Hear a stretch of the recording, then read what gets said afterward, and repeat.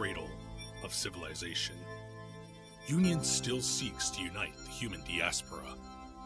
But now, an edict, long since forgotten, can be heard again, scream from beyond the stars. Will humanity hear? Will we understand? For now, only one thing is certain. Our Lancers will respond when the Starcriers fly.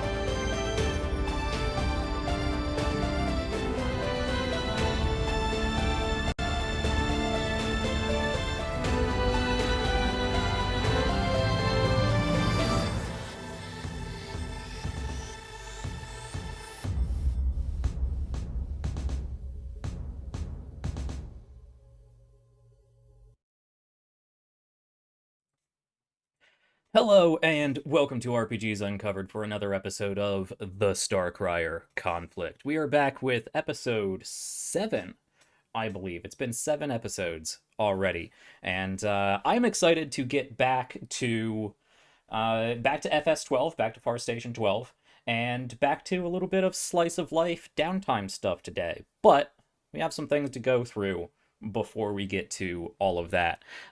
Also, happy Cinco de Mayo. Just coincidentally, we're going to do a little bit of a festival later on, so that's going to be real fun. Alright, as usual, I'm going to keep this fairly brief so we can get right into it, because there is a lot of fun stuff to happen.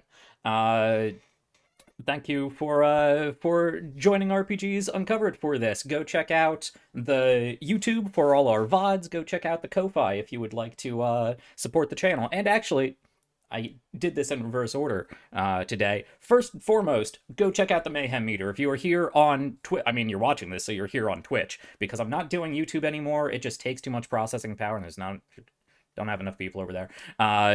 So, you're here on YouTube. Scroll down, head over to the About tab. There is a Mayhem Meter button over there. That is a cast fund, donation fund for bringing in money that I can share out to these wonderful people.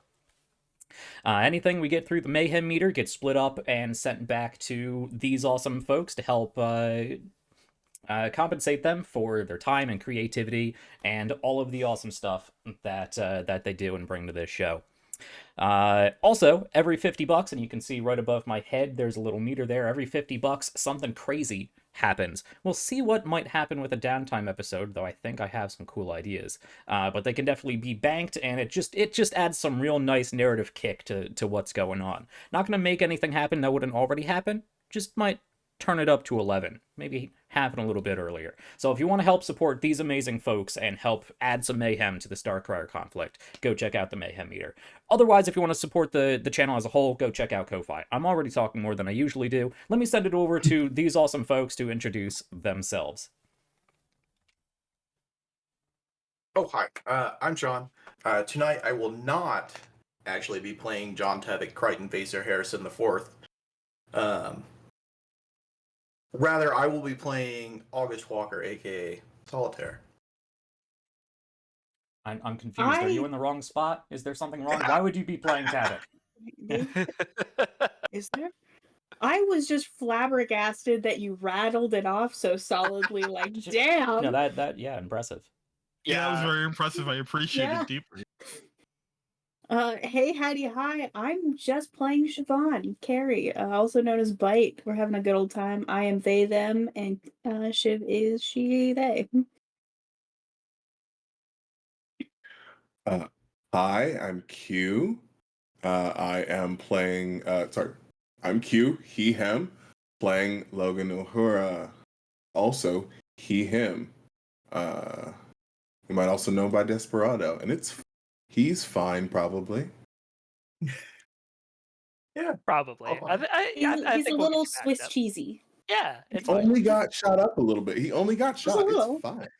It's fine. It's a flesh wound. It's fine. Right. Hey folks, I'm Andrew. I use he, him pronouns, and I will be playing Athen, callsign Blacksmith Mishan, also uses he, him pronouns.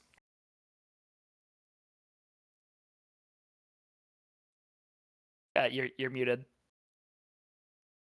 That makes sense. Sorry about that. Hey all, it's Drake Lionheart. Most people call me Lion, and tonight I will in fact be playing John Tavik Creighton Vasier Harrison the Fourth, call sign Starblood, but probably not piloting Throne tonight. And don't worry, I'm sure at some point I'll find some way to be solitaire just for once. It's fine. Yeah, one day we'll get to. It's a Freaky Friday thing going on, Yeah. Well, you gotta have that classic Star Trek episode, right, where that happens. Oh yeah, and absolutely. Just have like the swap. Yeah. Where is this coming from? You guys got me so confused. I think they're just messing with you at this point. Okay. It's just a bit. All right. It's just a bit. All right. All right. Cool. Well, Probably not the best idea to do that to the game master. yeah, not with all the tech gremlins I'm used to having to fight off. All right, hello, folks. I'm Jack, he, him. I'm usually right here in this camera, in this chair, doing the GM thing. And now it is time to start episode 7 of the Starcrier Conflict. So, very quick recap, actually, because we are at the start of a brand new plot episode. We just returned back from Drespel 1, or we will be returning back from Drespel 1, a planet that was attacked by space pirates, also known as the Hawkwood Company Privateer Micro Corporation. They got to the planet, they handled that situation very expeditiously, very powerfully, and managed to bring back, well, he prefers not to be called a prisoner, so a minorly coerced representative with the Commodore having been taken into custody in order to bring him back to Far Station 12 to have a proper discussion with the people who are actually in charge. You can go back and watch previous episodes to get a more thorough understanding of everything that happened, because actually a lot of stuff happened over the course of the last few weeks, but we will be picking up with the most important stuff today. We are going to begin this episode with I believe it is when you are decelerating. When you accelerate, it's a red shift. When you decelerate, it's a blue shift. Blue shift. Right? Yeah. So we get that sort of elongated blue flash as our transport, our near-light transport, drops out of near-light travel. It's not warp drive, it's not decelerating that quickly, but the acceleration and deceleration can be expedited thanks to minor and limited uses of artificial gravity and inertial dampening. But we will see our transport drop out into conventional system speed and make its way back to Far Station 12, this double-ringed space station out in the middle of the black. We are back in our home system. It's been a total of 15 years since our Lancers last left their homes here on Far Station 12. And from the outside, of course, you'd be able to tell very little difference. Though this time, the audience sees. The characters don't see yet because they're still asleep. But we do see that there is construction of some sort of platform floating just off of Far Station 12. We'll have to see what that's about. But our transport flies in across the stars and moves into a docking hangar. The wall of the military ring of Far Station 12 opens up. These massive 4 or 5 story tall hangar doors opens up, and the transport flies on in, parks itself down, and the landing bay doors open up. Camera will zoom in down the cargo hangar, past a number of mechs that are currently sitting still in the dark, down a series of hallways with really no people in them, mostly not emergency lighting, but low lighting, snake through this transport until we get to our stasis chamber once again.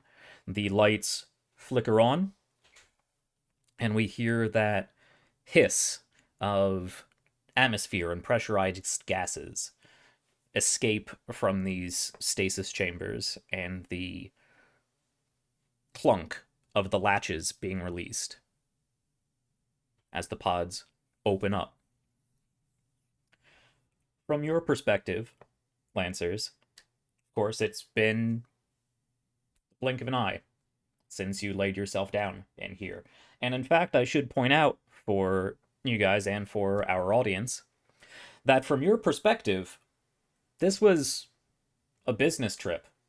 You guys have been gone for a week, maybe, from your perspective. You got in the ship, took a 7-year-long nap, woke up, there was a little bit of transport time to Drespel 1, did your thing there, which took about a day or so, and then got back on the transport and went back to sleep. So it's been less than a week from your perspective. Of course, it's been closer to almost 2 years at this point. 2 3/4 years of subjective travel for the people who are actually flying the ship. Of course, you being in stasis, that doesn't really matter. And close to 15 years for everybody else in the galaxy, moving at the normal speed of light, without relativistic wibbly-wobbly time soup.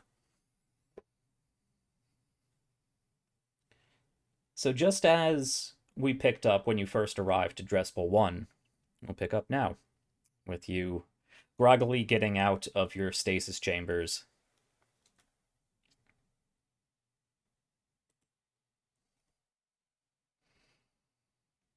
Getting your gear together, nodding to each other.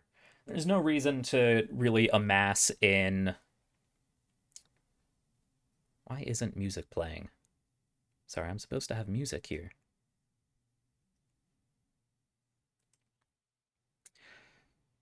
There's always something. Oh, I was gonna say I'm hearing music on my end. You're hearing music? Okay. Yeah, same. I'm not hearing music. Interesting. Well, as long as you're hearing it, that's fine. I plug it in post anyway. Apologies for the immersion break there. All right.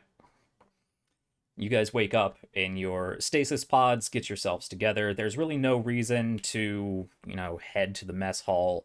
There's no reason to head to a briefing. You are back at Far Station 12. You can grab your stuff.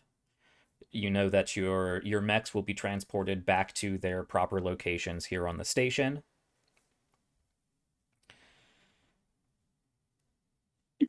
What's the next expectation of us as Lancers? Like, are there, is there a meeting we have to attend to? Are there anything like that? We'll be getting to that in just a moment, actually, Okay. as all of you get together and get yourselves together and make your way out. Of course, joining you with this and woken up simultaneously with Blacksmith is the Commodore and his escort, along with a security detail now of Far Station 12 Union Navy personnel.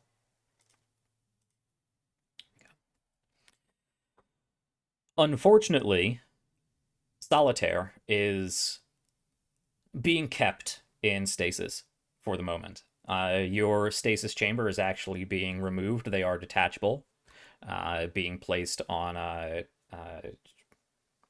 sci-fi forklift, a gurney of some sort, and will be transported out because you were in a coma essentially when you were placed in this after your traumatic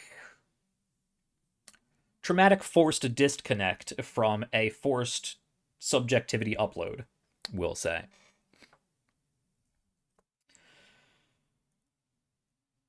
Starblood, Tavik, you put yourself together.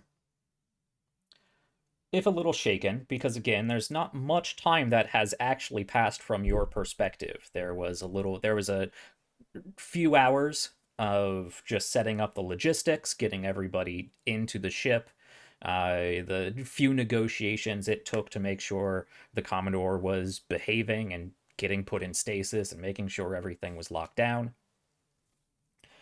But it's not been long since you had your own encounter with the Oracle.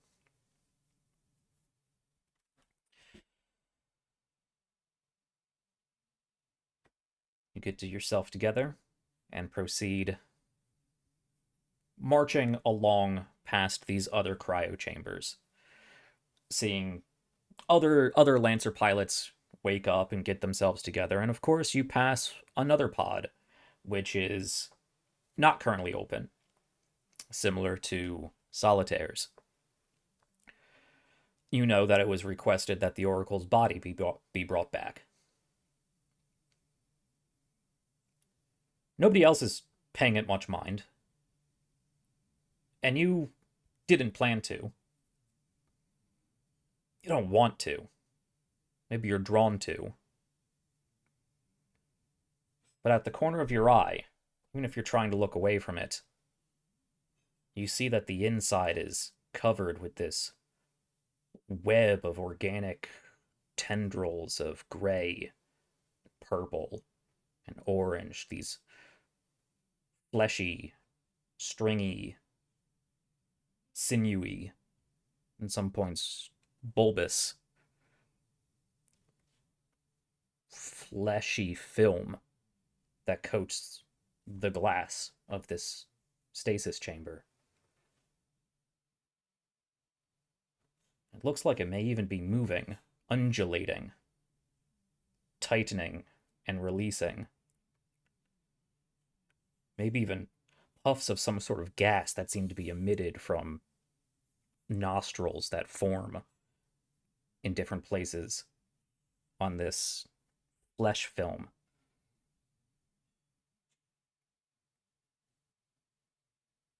I think Tavik's not looking away from it at all.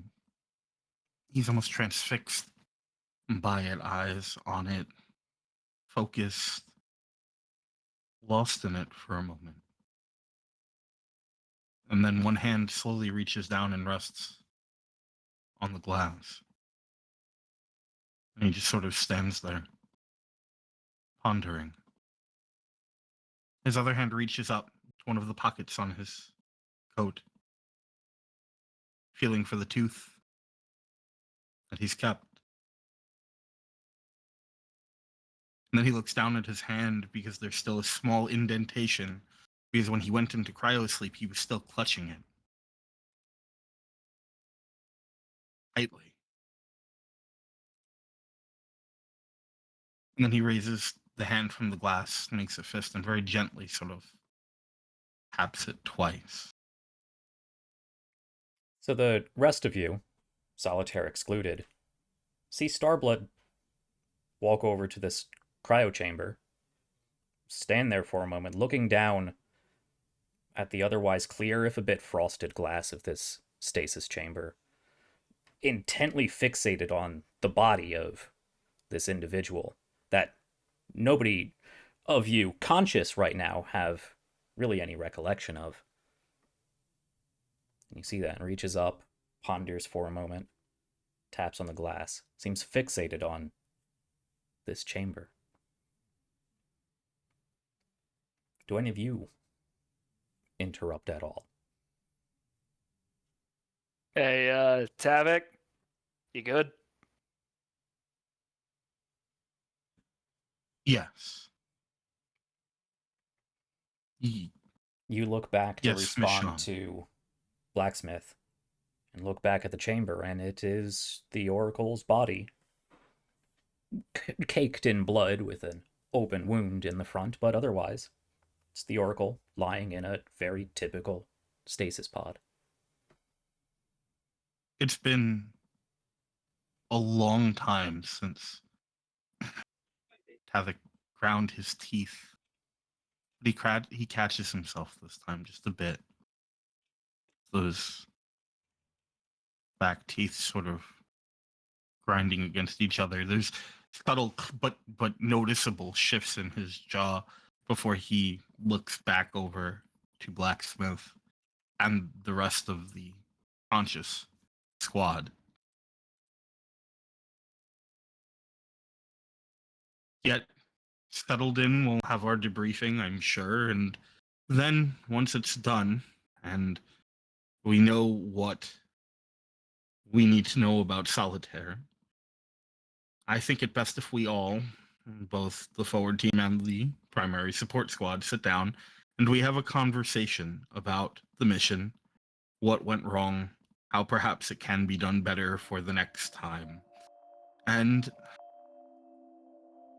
for the sake of keeping it civil, we focus only on what is in front of us and not any personal issues we have. And no one, self included, will be above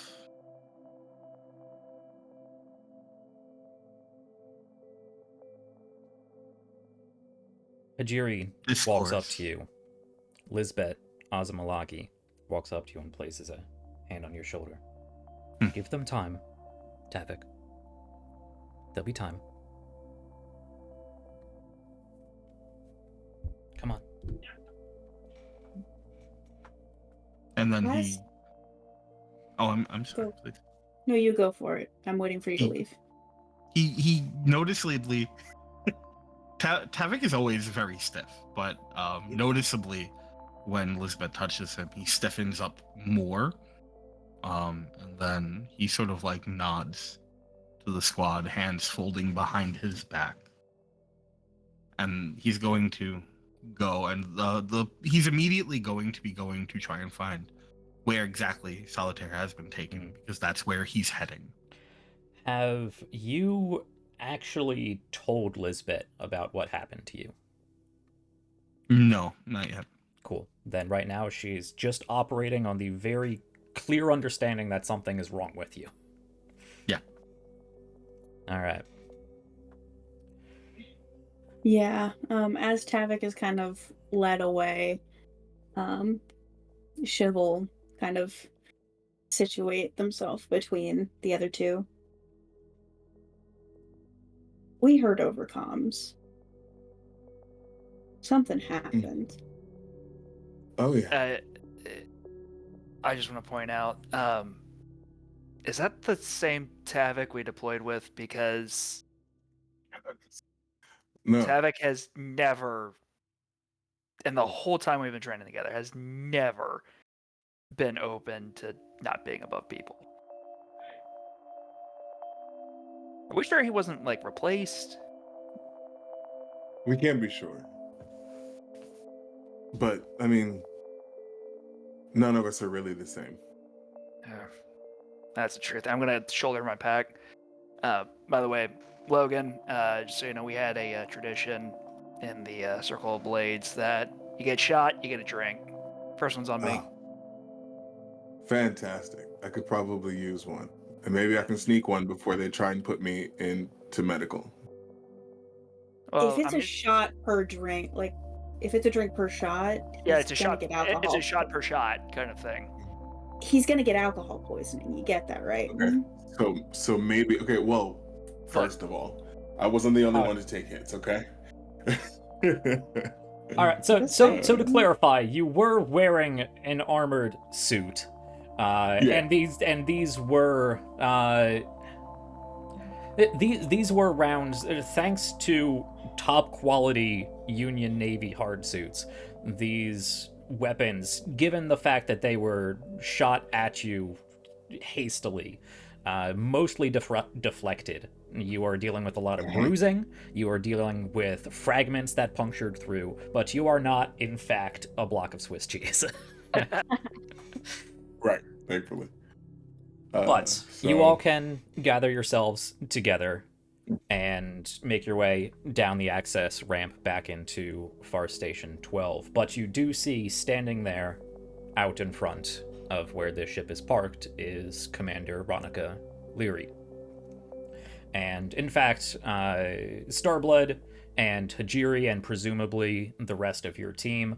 A number of other Lancers who may have been a little bit quicker to get out. You were all held for a brief conversation with the commander before you all will be dismissed. You can line up outside of the ship. Welcome back to Far Station 12, Lancers, and congratulations on your official graduation into the Union Navy Lancer Auxiliary Corps. I understand that there have been some developments. There have also been some injuries. Take your time. Solitaire will be looked after. A number of other injuries will be looked after. Desperado, you are to report to the infirmary. In fact, you all will report to the infirmary for proper decon and physicals. Anyone who does need any extra attention will receive it there. Given the nature of Solitaire's condition and the fact that we would like all of you together for an after-action debriefing, you will have some time to yourselves. Take a day or two, we will know once Solitaire is conscious again. From there, I will expect reports from each of you. However, I would advise, even though that you are out of your examination missions, this being your first real mission, I would encourage that you perform your own after-action group reports and debriefings. And then we will have a meeting, strike team and support lead, as to what happened and how we will proceed with these developments. And then you will have time to yourselves, back home on Far Station 12. We have no immediate missions to send you out on. We will let you know when we have something. For now, welcome back and good job. Dismissed. You are marched, as much as they can march an auxiliary group of mercenaries, into the local Union Navy hospital building. Most of you go through very standard decon procedures. You stand in the room and they shoot really loud mist at you for a minute or so. And you change your clothes out. Those go to more sophisticated decon procedures. You are given various tests and shots and gels to rub on you, and you are sent on your way. Desperado, you will be kept for a more thorough examination. You will need to get some bullet fragments removed, a couple stitches, despite whatever protests you may have, but at this point, this is outpatient procedure. Medical technology has gone very well. You will be here an extra 2 hours or so. Cool. Question for you. Because Yes. I said I was going to do a thing when we were on our way back. Okay. I was going to make a call. Was it answered? That's...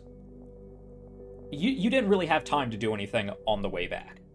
Once the situation was handled on Dresspool 1, you were put in cryostasis and sent home. Ooh. Okay, that's fine. I mean, you if you wanted to send a message, you could send a message.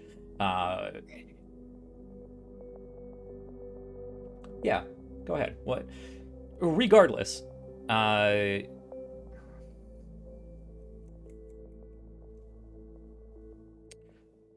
I have things planned. So if you would like to send a message, you can send a message. But otherwise, that will come up. Okay, cool. Then Well, if it's now, I can send a message now. Then it's a picture of me in the hospital bed, and and then I just wait for him to respond because I'm a monster. Okay. About a couple minutes later, actually, you get a picture of him outside the window with a beaming smile, looking out. You know this window. It looks down out into one of the civilian districts of the civilian ring. He is apparently here. Incredible.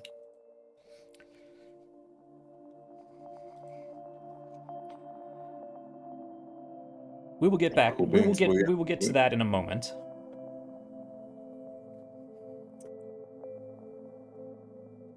Starblood, you can request where Solitaire is being held. Really held, but it's the proper doctoring term. No, it's been too long since I've watched doctor shows. Where Solitaire is being and you will being held for still, held to me implies brig, but yeah, held for observation is a good way to put it. Yeah. In fact, you actually get that he is being taken into surgery by the time you are done with your own decon and whatnot. He's being taken in for surgery. There was minor complications. They say there was minor complications and minor trauma to his data jack. That will need to be corrected. But initial brain scans do suggest that with rest and proper medication, proper neural stimulation, that he should recover without complication. Tavik rushes through a lot of the being looked over and is pushing for the doctors and anyone else who is looking over him to be as quick as possible. It's already sort of a waste of time, but now it's an exceptional waste of time when he has somewhere better to be. Upon receiving that information, I think he will find the closest place he can lean back against the wall and wait for Solitaire to be out of surgery. And that's just where he's going to stay. Arms crossed over his chest, one foot kicked up on the wall that he's leaning on, just waiting. Okay.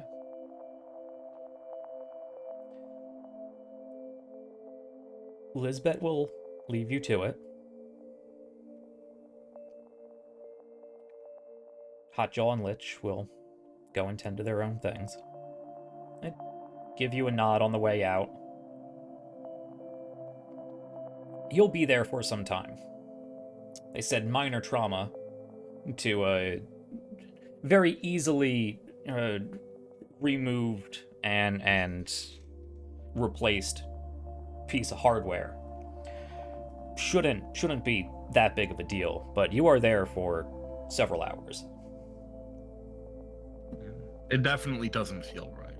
No. Right? Like, clearly. Okay. No. While that is going on, I was wondering if it would be possible for me to kind of approach and observe August as well. So they do not have him in... You don't have access to an observation suite to, like, watch the surgery or anything. At least the same area that Tavik is, then. You can hang out in the waiting room. Yeah, that's pretty much what's happening. Basically what's going on here. I mean, then we're all gonna have a little powwow, probably. We're all partying in the weight room, then, I guess, yeah. Mm-hmm. When each of you enters, there's a moment where Tavik's eyes sort of meet yours. And that's it. That's the only real acknowledgement. Otherwise, he's not immediately engaging in conversation. He's acknowledging your presence. He's not ignoring any of you, but he does seem distracted or focused elsewhere. It's not the normal snubbing that you perhaps would be accustomed to. If we're able to bring alcohol into here, which I don't know if we would be able to or not. No. No. Okay, well, I'll definitely be holding off They on don't that have to for the know time about it.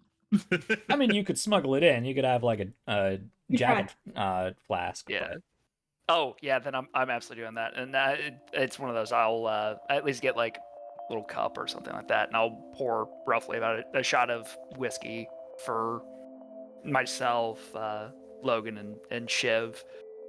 And then I'll look over to Tavik and pour it forth and hang it out. Or hold it out. And he glances down at it. And then he glances back up at you. And you can see the gears turning. And reluctantly, he'll reach out and take it. Well, we made it through the first one, right?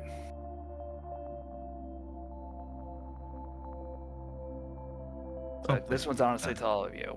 So, I'll just raise a little glass.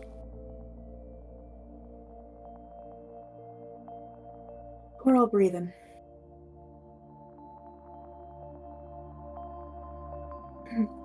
Tavik. Could have been worse, I suppose. Look, Tavik, I'm not going to pretend to know why you're here right now. I mean, you've never tried to be close with us before.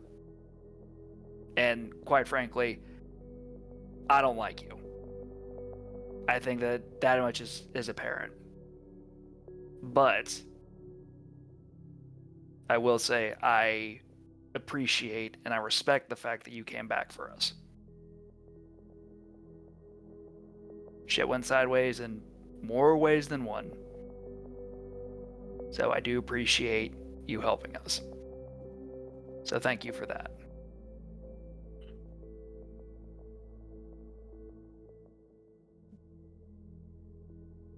So that there are no misunderstandings. You and I share similar feelings about one another. And I do not see that changing anytime soon.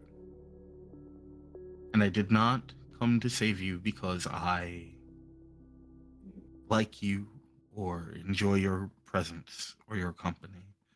But this was the mission.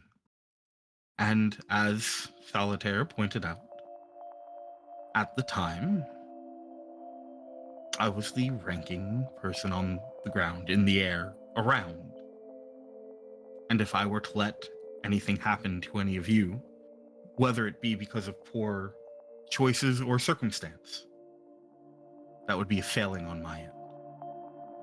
So, rest assured that no matter how much I do or do not enjoy your company or your presence, for as long as we share the skies, we share the fight, I will continue to ensure that I do my job to the best of my ability. And ask that you do the same. I think this was kind of a learning experience for all of us then. Yes. I suppose it was. Tavik, I gotta say, you really do know how to make us feel all warm and fuzzy inside. Wait, that's the whiskey. He shrugs, and then he shoots what he has in the cup. It's said with a smile. It's good teasing.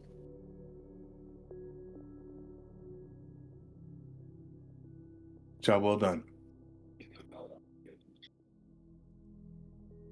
I'm glad to see you still in one piece. I only got shot once. Mm-hmm. In fact, Got shot at like a couple dozen, so. That's the whole reason why we're celebrating.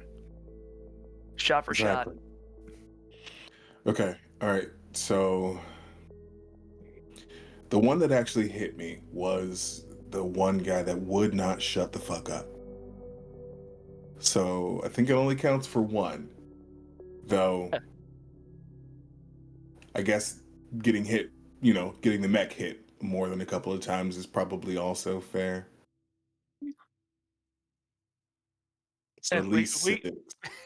we can talk about that. It's flask is already damn near empty as it is. That's fair. Back on Raj Shamra, I believe the rule that the auxiliary followed was not for every shot that your frame takes, but for every piece of equipment that is destroyed on it. Otherwise, you're likely to find yourself far too drunk to be useful far too quickly. What I said.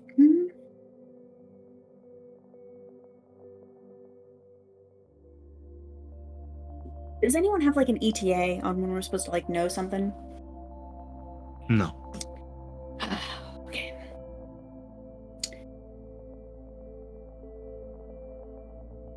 Shiv's gonna like stand up and pace and be really annoying in this waiting room. It's pacing, pulling fingers, like. How long really are you guys obnoxious. waiting? Until he How gets long there if does it possible. take? It's Long as either it takes. either until August gets cleared or until like we have to report for debrief. Yeah. Mhm. Okay. I mean, in the meantime, I'll just like pull out like a little like personal kind of monitor and start working on my after action report. I think Tavik for will spend maybe 5-10 minutes.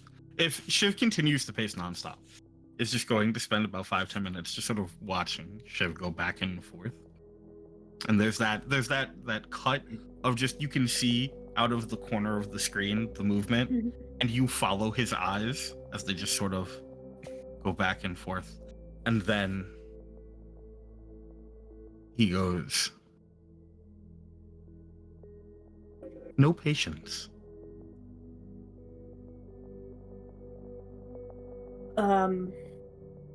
Yeah, sure. No, none at all. Why? Do you want to be here any longer than you gotta be? I'm here as long as I have to be here. That's how it works. Yep. Same. I just gotta do something. I was thinking about taking apart the vending machine, but I think they'd yell at me. So. I mean, the game then is, are you fast enough to do something to it before they notice? That's a terrible plan. Don't encourage that.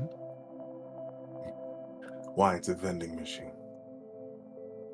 So the Because camera will swerve and look out a window, and we will see the passage of time as the ambient lighting of the station begins to dim, signifying that you have been here for hours. And for the sake of for the sake of pacing, we won't play out hours worth of roleplay. Can I say one thing real quick? Sure. I'm very tickled at the idea that as the camera pans out, you hear Tavik go "because," and then it fades out as he just begins this ramble.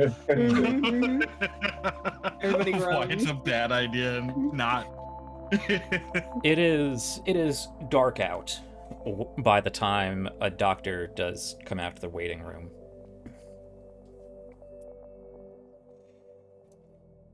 This, you can see, is... this is Dr. Gregoria Homestead. Okay. I assume you are all here waiting for August Walker? Solitaire. Yes. He Yes, is we are. out of surgery. He is stable. He is not yet conscious, and it is not appropriate for visiting. I would suggest that you all go home and tend to your own rest. I will let him know in the morning that you all stayed by. You are welcome to stay here, but all I can offer you is a chair, and there won't be many more updates. He should be fine. We are getting much more regular brain activity. We are just waiting for the anesthetics to wear off, and for some of the more nuanced neural stimulation to properly stabilize. What procedures were done while he was in there? I can have the report sent to you through command. Good. Of course, patient confidentiality and various agreements with the Union Navy will be respected, but whatever they are able to pass through, I will leave that up to your commander. Good. And with that, immediately, like even before she has finished going through all of that, turns and almost like just barely nods to the group of you and is out the door. Thank you, Doctor. Thanks, Doc. What time is he? What time is visiting hours tomorrow? When do they start?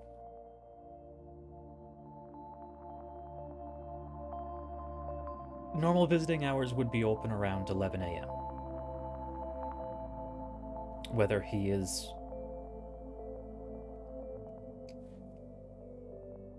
conscious and aware at that point, I cannot say yet. I don't expect him to be...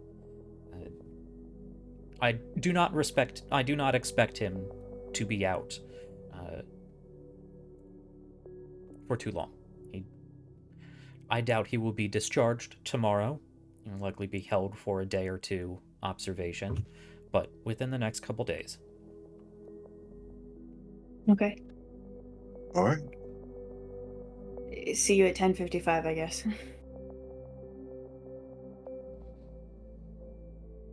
Roughly what time is it, like, for us that we're experiencing right now? I'm assuming it's probably late, right? Yeah, it's 10, 11 p.m. Look, Shiv, Logan, I don't know if you have people to see or not, but I'm going to Frank's. Need a little bit of comfort food, and honestly, I could go for another drink. Bit of a nightcap myself, so if you feel like coming, I'll see you there. I will take a rain check on that. There is someone that I do need to go see. But breakfast tomorrow? Yeah, sounds good. Okay. Before we head over, before we come back here. Sound good? Yeah, sounds good to me. Okay. I'm coming. Can't go to bed yet. Great. All right, so yeah, then I'm going to head out and play a fun game of Marco Polo. Okay.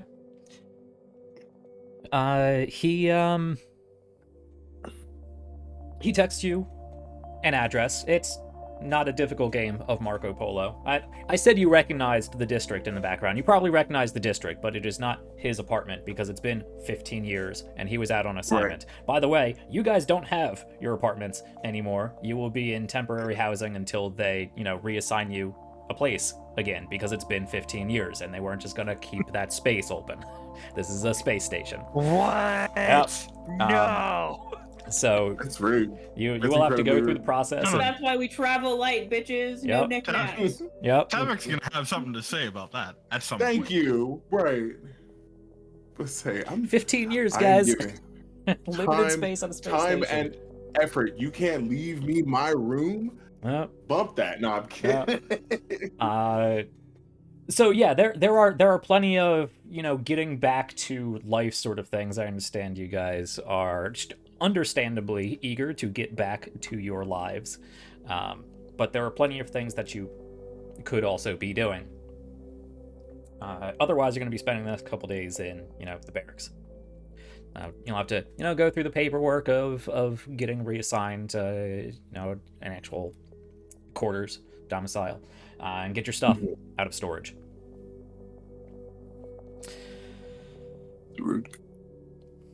Blacksmith and Bite, you make your way over to Frank's. We're just going to watch the two of you open up the door.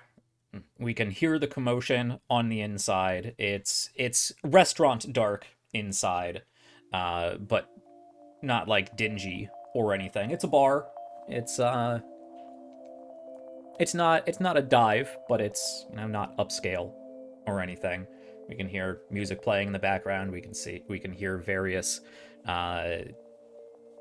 broadcasts and sports going on. There's probably like hollow pool tables in the back, various machines for gaming of various kinds. You can see the two of you head in. The door will jingle and close. And we can zoom over through the districts to Desperado. Logan, making your way to a residential area, an apartment building.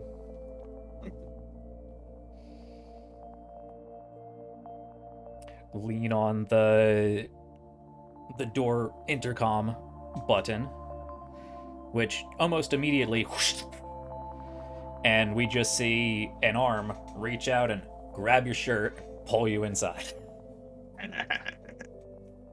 Nice. I will certainly be giving you time with the good Morgan Troy. Is there anything you really want to get out of the way here, or can we hold that till later? You can hold that till later. All right. So we see Desperado just get pulled inside by an arm, and the door will whoosh. And the passage of time, the ambient lighting of the station will go by again.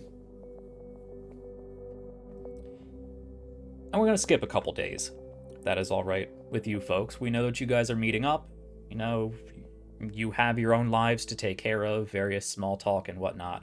But you will be left to your own curiosities, your own paranoia, and your own nervous pacing and paperwork and refurnishing as we wait for Solitaire to actually be released. You do, in this time, get to go and see him. There are very brief visiting hours, in fact.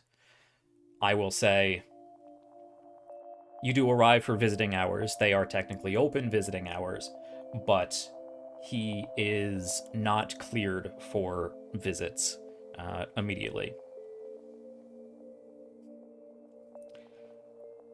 Solitaire.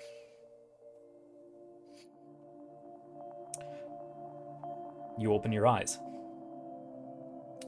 You are now in a hospital room. From your perspective, it's been 2-3 seconds since this wild, decrepit, unclean person grabbed onto you. You felt the actual physical shock of him grabbing onto you and the spark of data cables going into your data jack. And of course, you get that flash of that vision. You had that flash of that vision. It's not happening again. It is, you are just coming out of that. It has been the 2-3 seconds since that has happened, but you are no longer in that dark room. You don't know where you are. You are in a well-lit hospital room. You can hear the beeping of machines and the whirring of various gadgets. You're not hooked up to any, life support situation here. You are breathing on your own. You probably have a simple drip in your arm set up for just nutrients and whatnot. You have a little clip on your finger, a few little pads stuck in various places. Your neck is very sore. And you do actually know you have a number of different pads on your head. In fact, if you are okay with it, and there are ways to get around it, they will have shaved your head. But it's 12,000 years in the future. Hair growth technology can be quite rapid and thorough. The future Rogaine. Yep. But you had a very elongated, painful blink, and now you are in bed, exhausted and sore. Don't know where you are, but you are not where you were 2 seconds ago. I imagine that on waking, it's very sudden as he goes from this, onslaught of images and everything, and he's, as he's opening his eyes, he doesn't realize that he's not in that same situation with this person basically assaulting him. And so he sits up or tries to sit up and kind of bats his hand, like he's trying to knock this away with his probably a really raspy kind of no, except he hasn't been talking obviously for quite a while. So it's that, after, and he stops and realizes that things have changed, and probably spends a long 30 seconds or so just looking around this room, looking at this, IV sticking out of his wrist and tracing it back to the whatever it's dripping from, and his hand comes up and he's kind of holding his neck and lays back down. Starts looking around for some kind of like nurse call button or something. Yeah, there's a little, attached remote control thing that you can press. Yeah.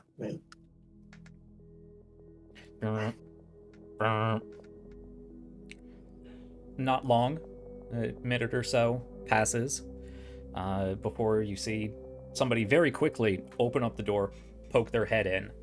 A young man, simple scrubs, doesn't look like the actual doctor. He's just an attendant. Looks in. Mr. Walker, you're awake. Good. I'm sure you have questions. I am not the right person for that. I will get your doctor. Do you need water? I could get you some water. Yeah, water would be. Yeah. He actually does open the door, walk in, grab your chart, flip it up a little bit, goes over and records some things from machines, takes out a little pen light and waves it in your eye, which is painful. Apologies. I will be right back. He scurries off, and a couple minutes later, you do see Dr. Homestead, Dr. Gregoria Homestead, walk in. Very sci-fi doctor get up. It's not the modern day long white coat, and of course this is a military hospital, so they got that very light gray, sort of asymmetrical, almost military cut, sort of tunic coat that they wear. Mr. Walker, August Walker. Yeah. How are you feeling? You were out for a while. Feeling rested, I hope? I feel like somebody done run my ass over. Right. Well, why you the are neck hurt in so much? remarkably sound condition, given your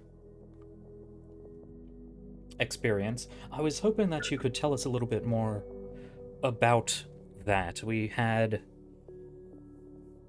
And let me actually pause here, Starblood, how much did you say about that situation, actually? What have you reported so far?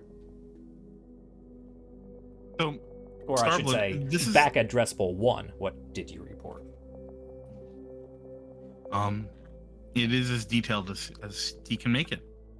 There is as much information as possible, and the situation itself was the clearly unstable individual assaulted Solitaire, and Havoc took action to protect him, and in doing so, he was neutralized. All right. Do you mention the tooth? No, I don't think it was a purposeful omission in so much as it was in the moment, just not what immediately came to his mind when writing out the report. Do you mention anything about the traumatic impact that it had for you? Traumatic impact? I have no idea what you're talking about. All right. About as expected. So, I continue as the conversation had been going. We have a preliminary report from Mr. Vasir Harrison IV and John Tavik. Detailed your experience with an individual he reported as the Oracle. There was an interface with your data jack that he disconnected. Unfortunately, that disconnect was not technically sound. There was some trauma to your data port. However, we do find it interesting given the details provided and the damage done to your neural data suite, your subjectivity suite. We've not found any transfer of data. Could you tell us more about what happened during that experience? Don't, And she does give you water. She gives you time to comport yourself. I don't remember anything about data port getting yanked or anything like that. Guy just jumped up and he had that. Yeah, he had a data jack popped out and plugged in. It was just images, pictures, and Images. yeah, a whole lot of chaos. Honestly, didn't make a lot of sense. Of what sort? Starships but ships coming apart, and but the perspective was really weird. Like you were.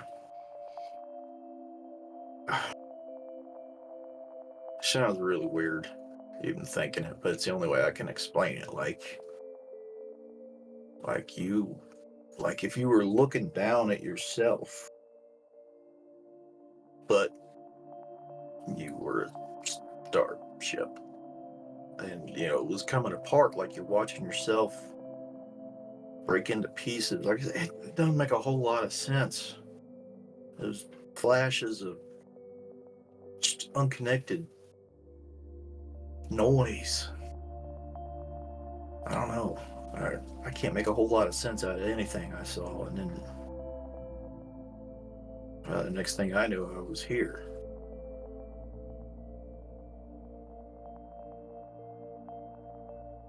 Very good, thank you. But you said that didn't show any upload? No. Once we had you stabilized, we did have to remove your subjectivity suite. And as you've been rubbing your neck, you do realize that your port has actually been uninstalled. Which you've probably had in and out a number of times. Very easy to disconnect and reconnect. But they actually had your entire neural connection device uninstalled. We did have to uninstall the actual suite hardware. It was damaged beyond repair. In fact, I would say you are fairly lucky that it didn't cause any actual brainstem trauma, neural trauma. What, you mean damage because Tavik yanked on it?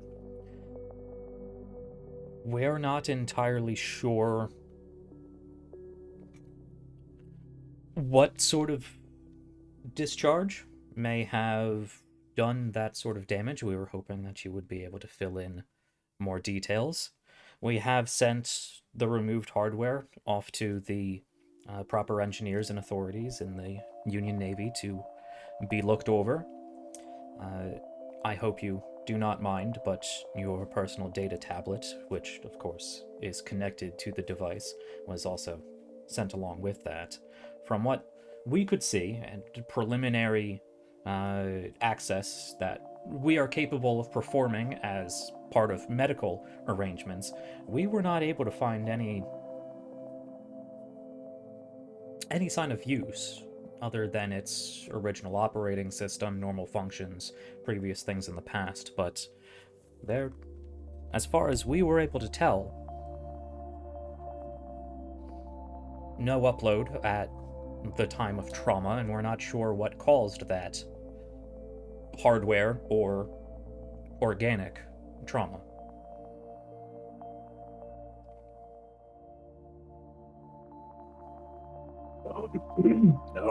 All right. I can't say as that makes a whole lot more sense than, well, all the garbage pictures that fella stuck in my head, but It is possible that whatever system this individual was using was damaged, out of date, or otherwise tampered with from the report that we got from Mr. Harrison. The individual did not seem like he was one to be keeping up with proper maintenance and installations. This could be the result of simply an incompatible connection attempt.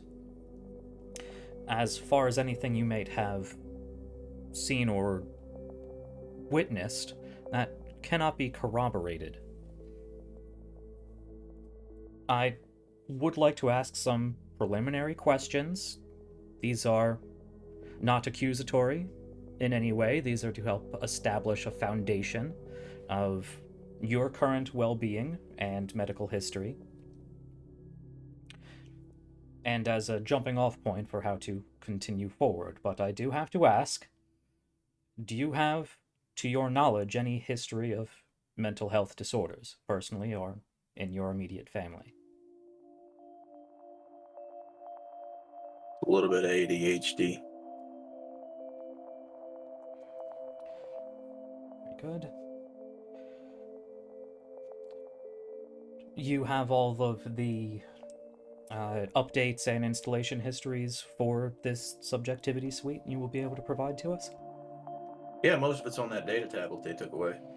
Very good. From what I understand from the events as recorded, they were fairly factual. Could you tell us a bit more about your emotional state leading up to that point? We understand that the stress of a first mission can be a little overwhelming, and that seemed a rather unusual set of circumstances. But to be honest, at that point, I was mostly confused and curious, trying to figure out what the Commodore. Did they bring the Commodore back here? I'm sorry, I can't speak to that. Anyway, the Commodore, he wanted us to meet this fella, and he was just so strange. Like, you go into this guy's living in filth. Like some kind of, oh, if you read much mythology and the like, but any stories of mad men who live in the mountains and such, that they can see the future and all this kind of things, stories and fiction and such. His oracles. It's what it reminded me of. Some oracle of some old god from, thousands of years ago or something like that. These crazy old folks who have seen too much and just hermits and the like. But do any of these stories have any sort of personal, religious, spiritual significance for you? No, I ain't religious or spiritual in the least. My parents were, but not me. Well, perhaps you could run me through the events as you know them, and I will be asking questions about what that may have sparked in you and how you felt at the moment. And trails off, and the camera will zoom out of the room as you are given a lengthy psychological evaluation. Yay!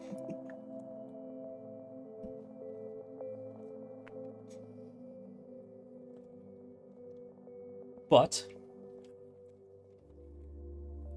later that evening, you were told that they will be holding you overnight for further observation, and then you will be clear to leave in the morning.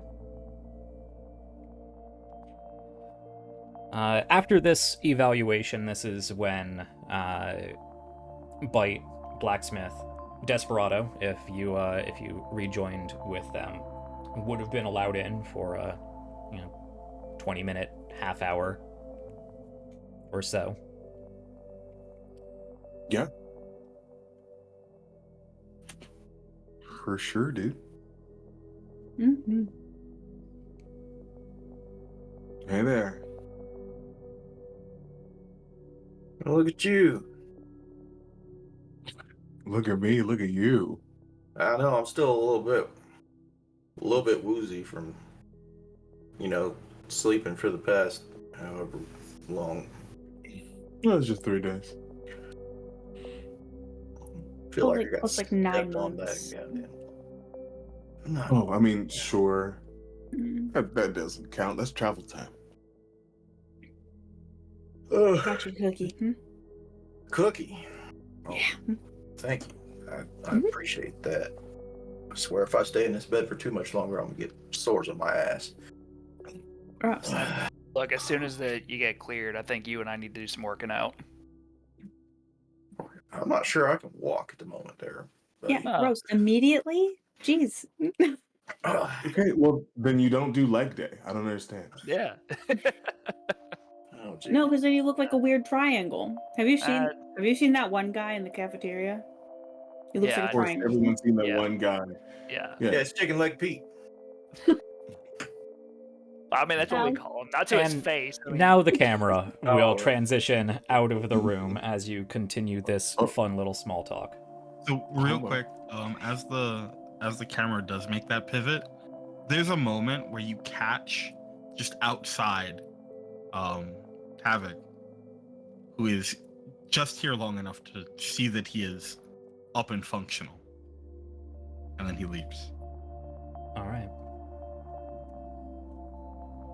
Because somehow it's already been almost an hour and a half. Oops. We've done it No, again. it's great. You guys can tend to your personal lives. It is a hectic first few days back. There's a lot of paperwork to do. You have to fill out your own reports. You have to get to your apartments. You have to get your stuff out of storage. You have to, get everything set up again. I would like Bite and Starblood, and Blacksmith to give me a roll of some kind. How are each of you with noticing small details? Ooh. Yeah, not great. Do I have that skill trigger? Man, Maybe. I do. Yeah. Bummer. Oh, I took read a situation. Does that count? I also have read a situation. Or I have word on the street. No, that's not helpful in this particular moment. Damn it. Let's see. Read a situation. Look for subtext, motives, or threats in a situation or person. Vibe checks. I have a roundabout way of maybe going about it. All right. I don't know if I can insight my way into it, but would it be possible perhaps to try and verbally strong-arm someone on staff into giving me more information? Information on what? I have on any... Well, I'm well aware at this point that he was in there far longer than he should have been for what I was told was happening. We can get back to that, actually. I'm transitioning to something new here. Okay, no worries then. Yeah. Then if I have read a situation, if it's for something else. Yeah, I'll give it to you too. You get your stuff out of storage. You are assigned a new domicile, and you can begin, refurnishing your area. I would like the three of you, Bite, Blacksmith, Starblood, to give me a roll. Starblood and Bite. I'll let you have that +2. Nice. Now, interesting. I do notice that I'm not involved in that. That's weird. That's strange to me. Don't worry about it. Okay, that's interesting. That's the scariest thing for a GM to say. Let me just say, don't worry about it. I'm worried about it. Yeah. Also, that's an 11. Now, if I remember correctly, grit still applies to like these kinds of checks, right? Oh. Hey. Interesting. Or no. I don't think for skill checks. For attacks, Okay. it definitely does. For saves, I think it does, but I don't think for skill checks because that's entirely reliant on your skill triggers. Then let me re-roll that. Way worse. Oop. I can confirm that real quick. But let's see, where am I looking? I'm looking here. I'm looking for narrative play. Grit And is yeah, I don't think so. is attack bonuses, hit points, and save targets. Yeah. Okay. Yeah. Yeah. Cool, Okay. cool. Then, Good to that check, was though. that was a 7 for me. All right. I see a 5 for Tavik. Yeah. I physically rolled. I got an 11. Okay. So normal DC just have to beat a 10. Unfortunately, Tavik, Athen, you guys refurbish your apartment. Everything just fine. Don't worry about it. Bite, and actually, this makes sense. I'm sure you were expecting this. People have definitely gone through your things. Bitch. Okay. You notice that I mean, things don't look like they've been cleaned. They don't really look like nothing has been disassembled. They may have like taken the side panels off of your computers, just like take a look inside, but they weren't like disconnecting everything and fully breaking things down. But some of your boxes have been rifled through. You probably had a few things, security programs, because you are who you are, that logged that there was access to your files in the last 15 years, and there's no reason there should have been access to your files in the last 15 years. Excuse me? I'm also absolutely the kind of person, you know how like there's that old detective trick of like putting a small piece of like paper in your door jamb to see if somebody's opened it? Shiv 100% has done that with how they have packed boxes. Yeah. That is absolutely so. And so there's just, they look at it, they open the first box, and it's like, okay. To your knowledge, nothing is missing. Nothing seems damaged. It just looks like they've gone through your things. And what exactly, is there a pattern to what kind of things they've been looking at on my computer? To which files they've accessed?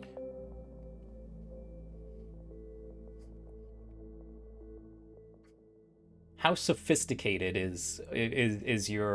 are your access logs? I have been building, I think this computer Shiv has been building since they were a teenager.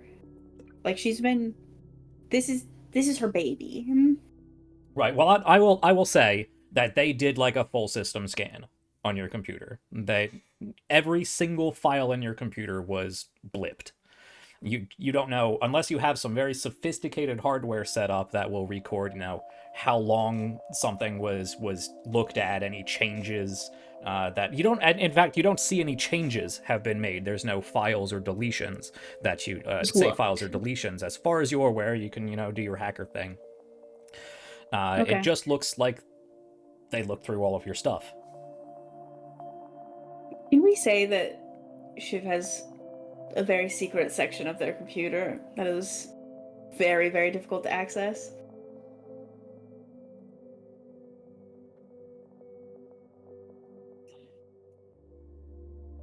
We can say that. Okay. Would that have been touched? Go ahead and roll me a risky. It's going to be a risky check. I will give you your skill trigger for hacker fix. Okay. All right. And I'm going to give you a point of difficulty as well, because these are professionals who have looked through your things. That's so good. And D20 plus whatever your bonus is, and then an extra minus D6. Okay. So add a level of difficulty. I don't have accuracy. I have a +2. Okay. I'm just gonna roll that and hope for the best. Oh! That is a How? 0. How? Because Cool. he rolled a 3. Yeah, and it was because you rolled a 3 5. plus 2 minus 5 is a 0. What? Okay. Okay. What was on I that? don't know what does that mean? Shiv has some extracurricular activities that she participates in, specifically on Far Station 12, that she'd like to do a great deal. She essentially has a black book. Okay. You know how I said nothing was missing? Yeah, scratch that. That's gone. That hard drive is gone. What do I do? I'm running. In fact, that hard drive is gone, and where it was, you see a business card for your dude. What's your friend's name? Your probation officer. Oh God. Let me look that up real quick. He wasn't gonna be in this episode, but you know. While you're looking that up, I'm running for what's it called? For Athen. Booking it. Okay. Let's pick up on that later. Okay. I'm going to say that that is something you don't notice until sometime later. Okay. It is definitely something that you will want to do whatever it is you are trying to do there. Officer Malcolm Santita, you see a business card for probation officer Malcolm Santita. Incredible.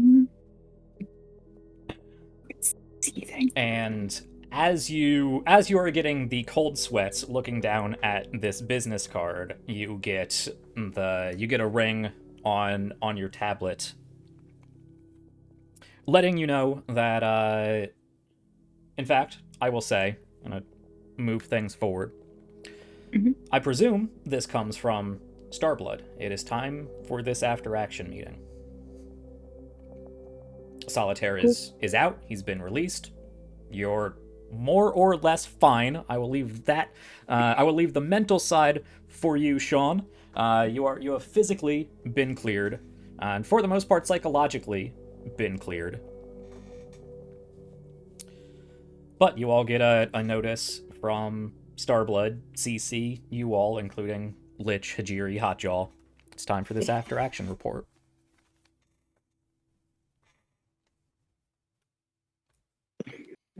So,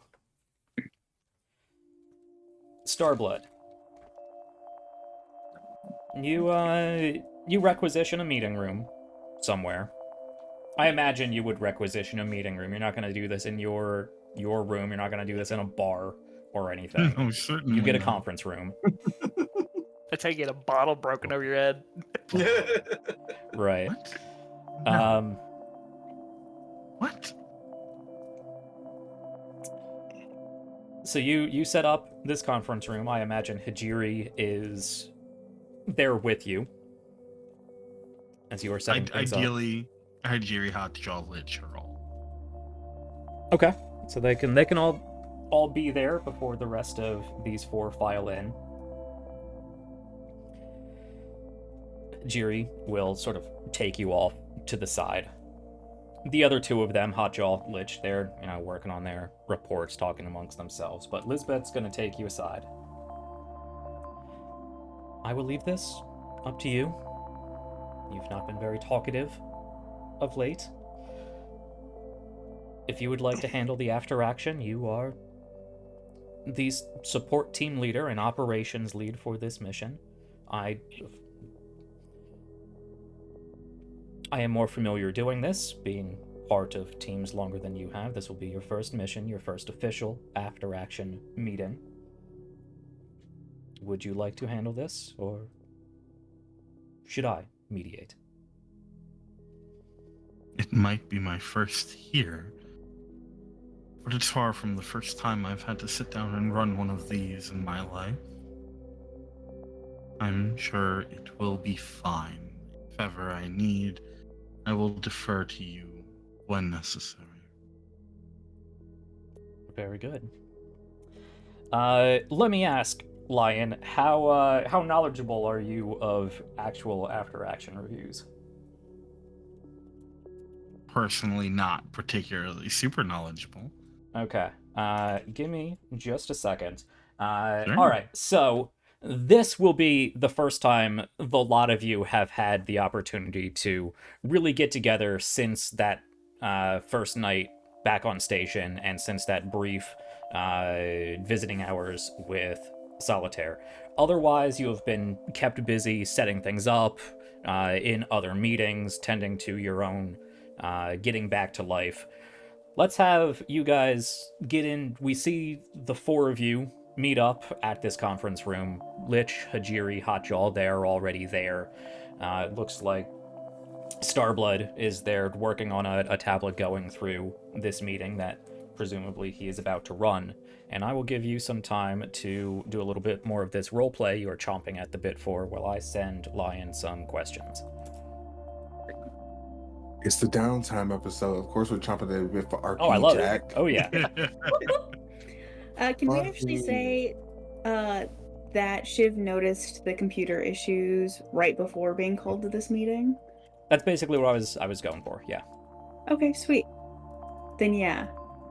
I make a beeline for specifically Athen, but also Desperado, like Logan if he's nearby. Hey. Yeah. Hey. Have you guys unpacked yet? I just wrapped up. Yeah. Nothing. Shit. Nothing weird. Not that I noticed, but What's wrong? What's wrong? You've got the panic eyes. What's wrong? Yeah, well, someone touched my shit, okay? And the only shit I have is my computer, and they touched my computer. So. Oh. Physically touched it, or are we talking like? How bad was it? Left a business card in a secure section. Anyways, cool. Yeah, no, you might want to check your shit in case somebody touched your shit too. Unless I'm just being targeted. Well, why would you be targeted?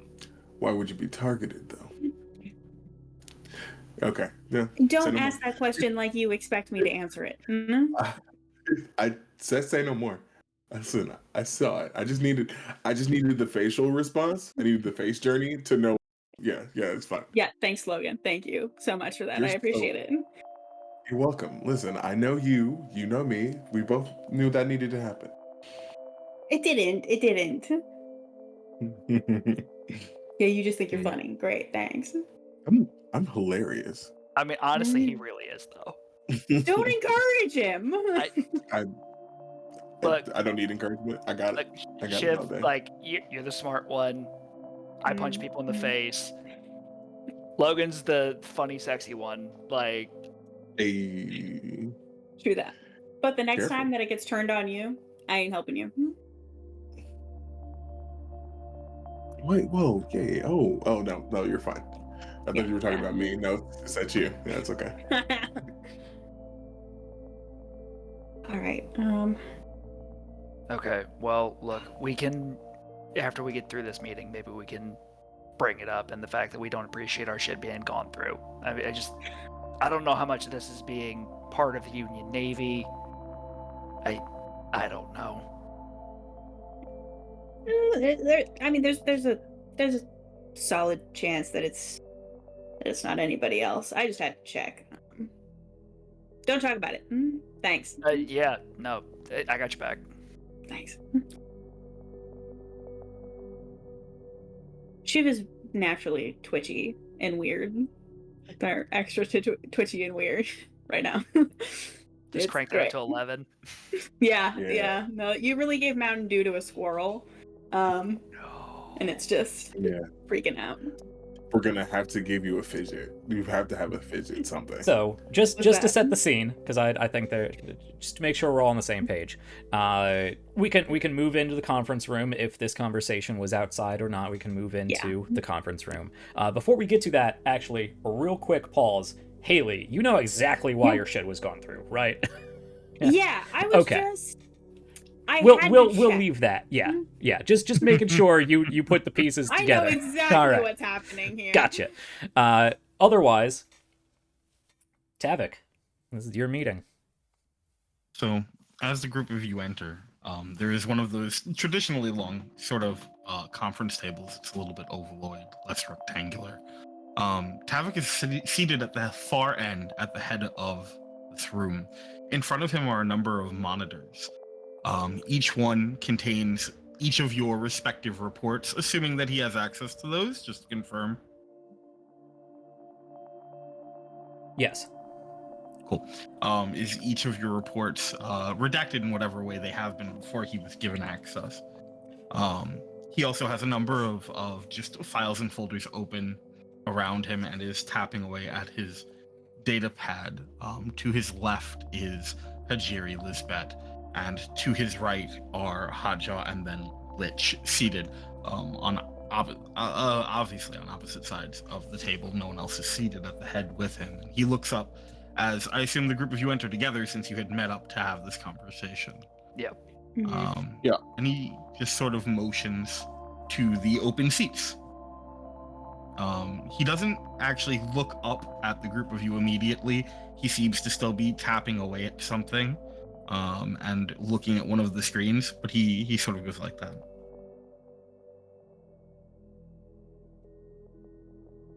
August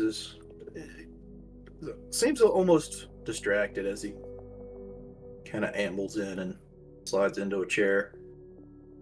He'll actually grab the chair, flip it around, and sit in it backwards, and kind of leaning. Riker in. Hell yeah. Yeah.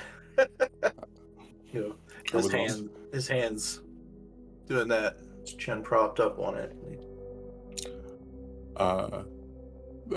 I think Logan does the cowboy thing. So it's like the chair is leaned back and he's got his feet up. Shiv is crisscross applesauce in her chair. And she's cracking her knuckles under the table and trying not to be annoying. Damn, am I the only one sitting normal out of our squad? Yeah. Hell yeah. Yes. Yeah. You're weird for sitting normal. Yeah, I'll sit, but it's just one of those like very relaxed, very casual, like, and like literally like the least formal probably attire in the room at the moment. All right, let's get the self-improvement underway, shall we? Walker, it's good to see you up and about again. Feeling better? Oh, I suppose so. Awake and all. Good. A step in the right direction. Uhura, if you would be so kind, if we leave any scuffs or marks on these tables, it's going to be unnecessary marks for all of us.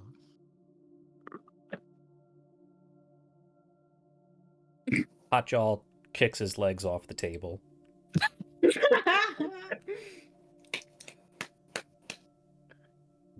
Great I'm gonna start. disconnect. Can we say it was the prosthetic and I just disconnect the leg so it flies off?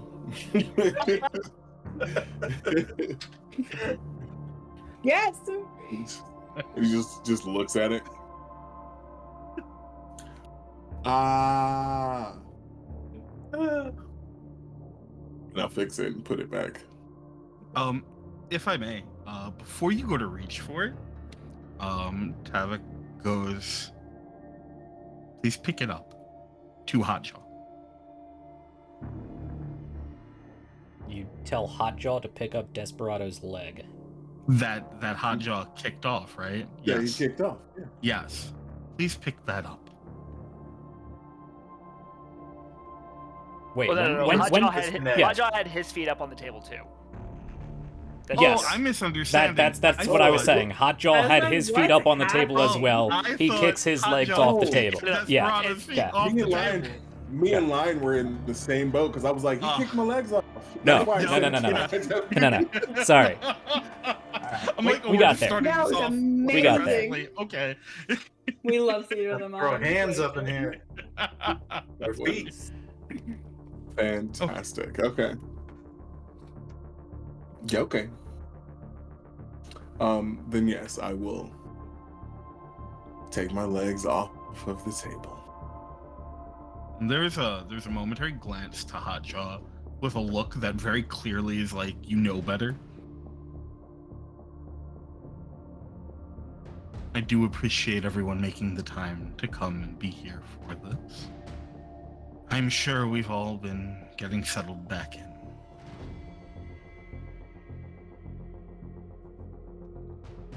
But I think we all stand to benefit by sitting and going through this, and hopefully come out the other side a bit more aware and on the same page for whatever may happen moving forward. Yes? Mhm. Sure. Sure. Wonderful. Starting things off simply, I think what we should discuss is what the understanding of what was going to happen when we arrived. What was it that we understood to be the mission that was in front of us? I mean, Drop in, secure the target, get Yeah. the hell out. point of the spear, break through the defenses, secure the target by any means necessary, essentially. Get the hell out.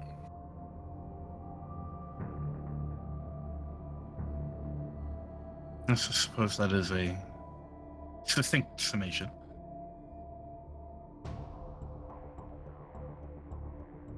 Of that, what do you feel you specifically, each of you, did well? Look, as soon as we got on the ground, I'm great at covering everybody else. I mean, once we got near the facility, I know that I specifically was able to get us inside pretty easily. I feel like that's when our teamwork really started to kick in. Had some difficulties getting there, but we got there.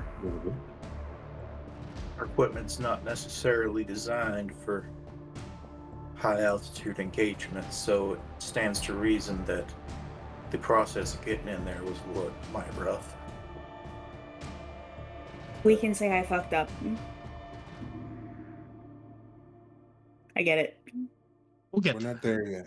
Yeah. Yes, Tavik specifically, that was not the question you asked.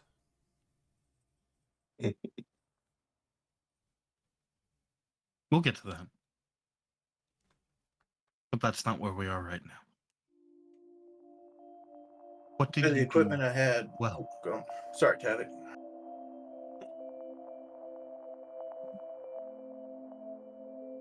Let's. And his eyes just linger on you.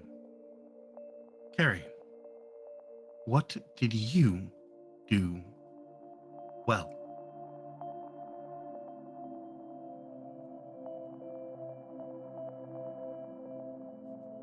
I was able to use the information gathered in failed attempts to make successful attempts on the ground to scramble communications.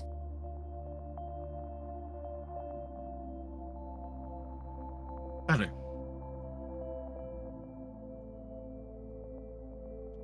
There will be every opportunity to be as harsh on yourself as you feel necessary. And you may not be the only one to do so. But when we sit down, have these conversations, and go through these briefings, the questions are pointed for a reason. How they are asked, when they are asked, why they are asked. So, Ajiri holds up a hand. It's important for us to all remember that even no matter how sideways things get, that we still did our job well. We are here, we were successful. It's important we recognize that in ourselves and in each other. For myself and the rest of our team, not to speak for you, Starblood,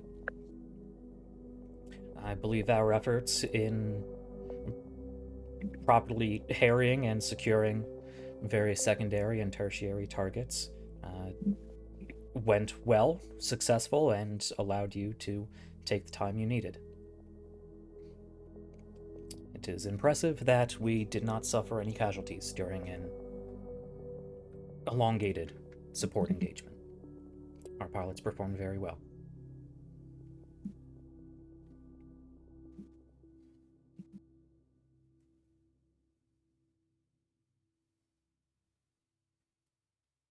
Aura? I was good at dealing with the civilians. Getting the ones that had been sent out as soldiers. I was able to talk them down fully to avoid further casualties. There's a moment where Tavik's eyes shift down to a screen and he sort of scrolls for a bit. As a question, did Desperado include all of the information about when you got to the little sort of shanty town in? Oh yeah, 1000%. That was honestly probably the longest part of it. The way that the people were treated that did not, kowtow. The ones that did not submit, how they were treated and left next to radiation.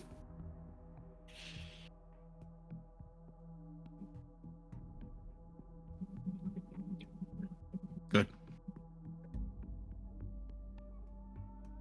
And then he looks over at Lich and Hotjaw.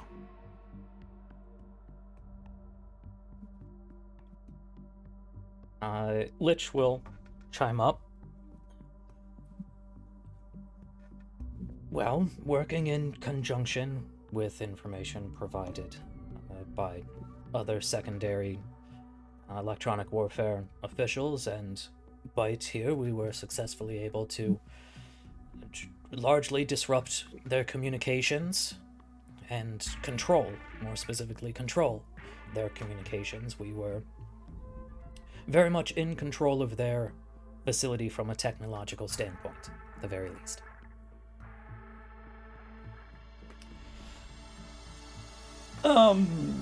Yeah, I think, Ajiri said it well. We kicked ass. Succinct, as always. Thank you.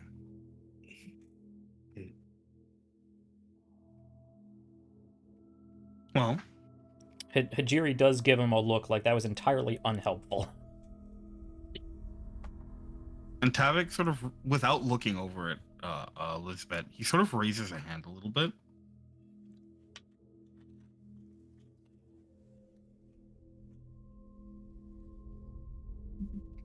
So we've discussed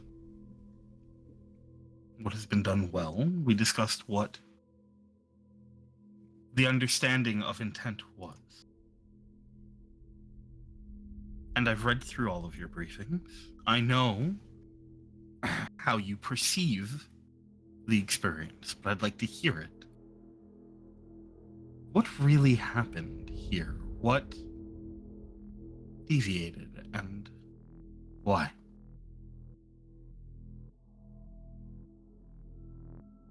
Quite frankly, I think things went foobar almost from the get-go. I'm not putting any blame. It was a tough situation that we were put in, and we were on a very tight deadline.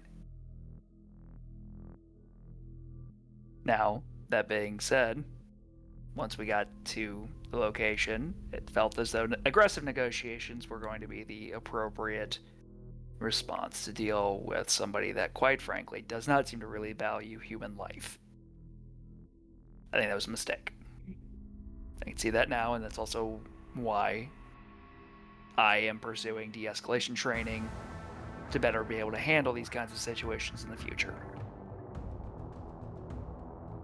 You'll notice, as you're speaking, Tavik's right hand seems to be moving as though it is typing against the open, just space just above the desk.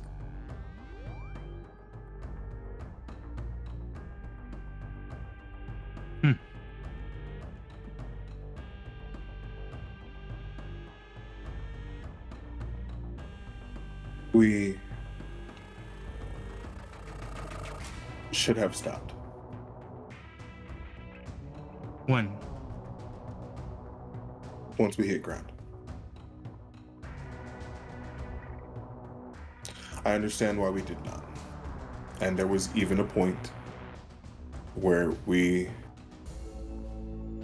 convened and decided. We should have spoken up more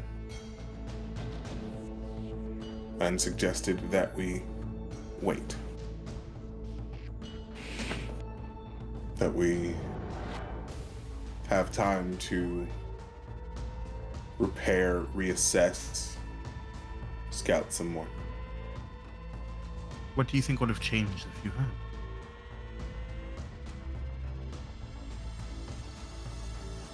Access. There were people outside of the city, outside of the facility. People that we could have spoken to, perhaps. Found a way in that wasn't simply busting down the doors.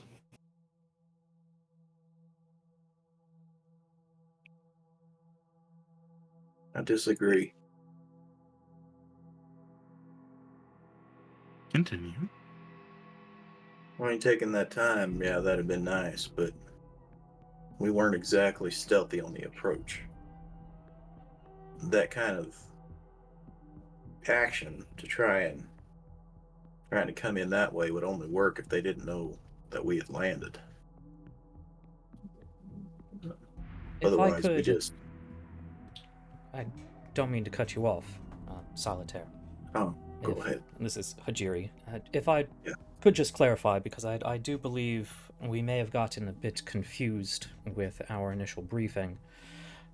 I do believe that we very successfully provided, well, not a zero presence profile, but a very confusing profile as intended in our briefing.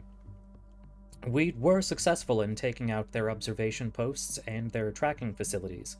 If we had not pressed directly to the arcology, we could have taken time to land and regroup without them having any knowledge of where your strike team in particular were. Just to clarify, again, not making any judgment as to which course of action would have been better at this point. That is not important. But just to clarify, we were able to and successful in maintaining our obfuscation. Well, I do believe that particular bit of information may have got lost in the shuffle. Those things happen. Especially on first missions.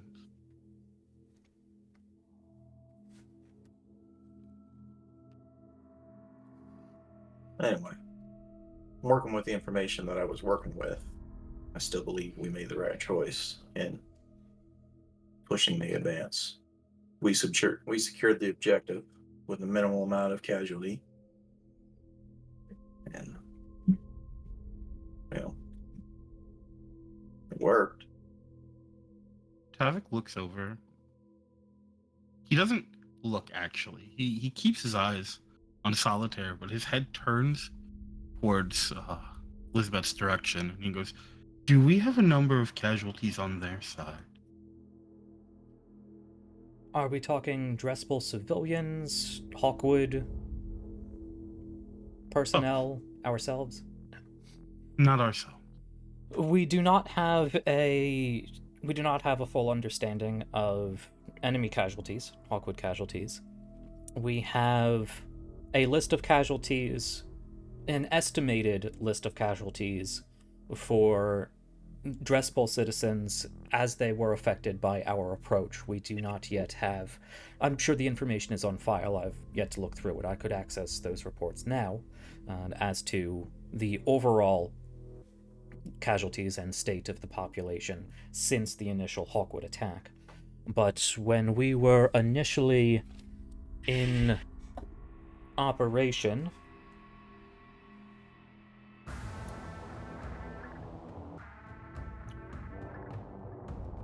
aside from Hawkwood Company personnel,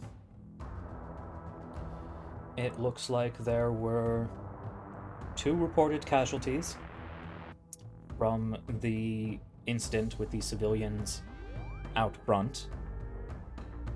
1 purposeful, I believe.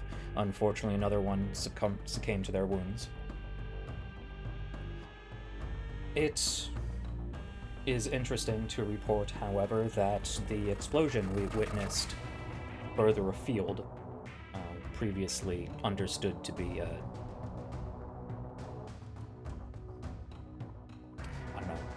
bargaining position enhancer for the Commodore, claiming loss of life.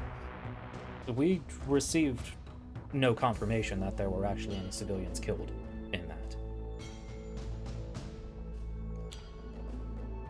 Other than that, we had very little contact with Drespel 1 citizens.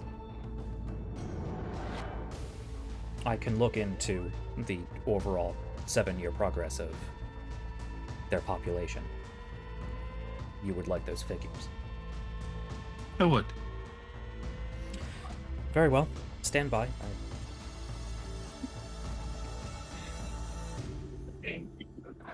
Please continue. This could take some time to correlate. To be honest, I forgot about that explosion. I think I get slipped. Slipped my head there for a second. But no one was hurting that, though. You get dizzy for a split second. Solitaire. You kind of... Then you're fine. This whole time, he has not actually been looking at anyone. He's basically staring at a spot on the table the whole time he's talking. I'm glad it was a bluff. Yeah. There could have been hundreds in And there. of course the Oracle. Yes. And I think, actually, to maintain Hajiri. Oh, and, of course, the Oracle, whose body we brought back. And there's a moment where Tavik's fingers stop. And then they start up again. Up at that. His body was brought back.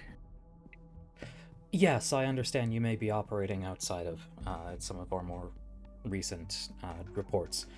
On request of Command here, his body was returned to the station for review, autopsy.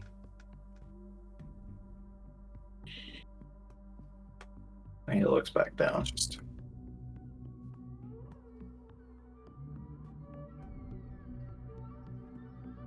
Okay. Starblood. It was an honor.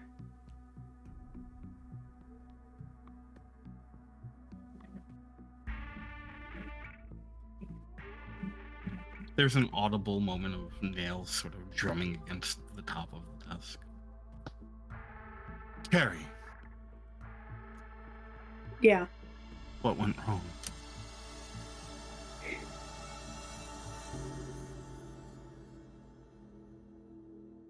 I jumped the gun. I got cocky and I stuck my finger in something that I shouldn't have.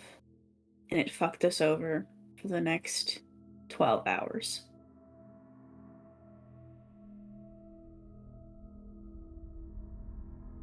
Do you think that if you had been less overconfident, that you would have had a better chance, or that you would have been aware enough to stay away from it?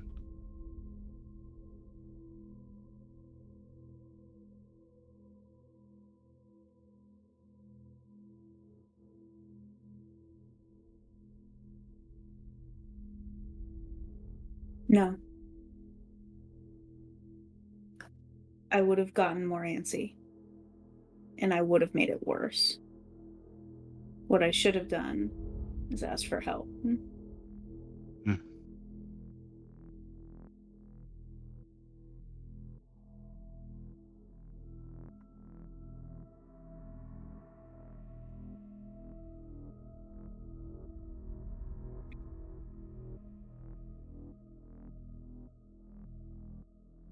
What do you believe the difference would have been had you asked for help and successfully accomplished what you were trying to with their communication initially?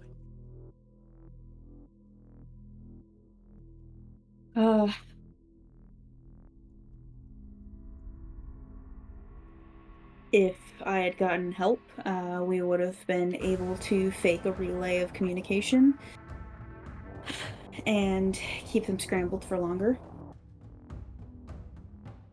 We could have made our descent easier, and we could have actually given ourselves a better chance of having cover to do recon.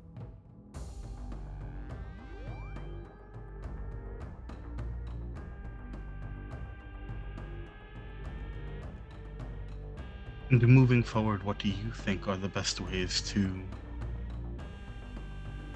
ensure that this doesn't happen again? Or, I suppose a better way to word this, to ensure that you create the best opportunities for yourself to be successful.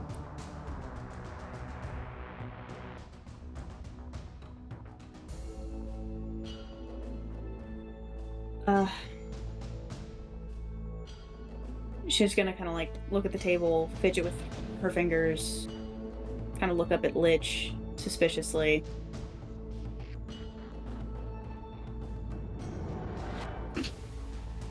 Remember, I'm not the only one who's good at what I do. The entire time, Tavik's just icy blue eyes are on you, just boring into you. I don't make a single bit of eye contact. Not even for a second. You can feel I can feel it. sort I of can feel it. demanding it. Yeah. Exactly. And I refuse. I will say, Tavik, that let's not put all of the blame here on Bite. It was a collective fuck up from a lot of us. Now, I will say that my ask, considering that you will be working with our squad more often, is that you treat each and every one of us with the same respect that you expect for yourself.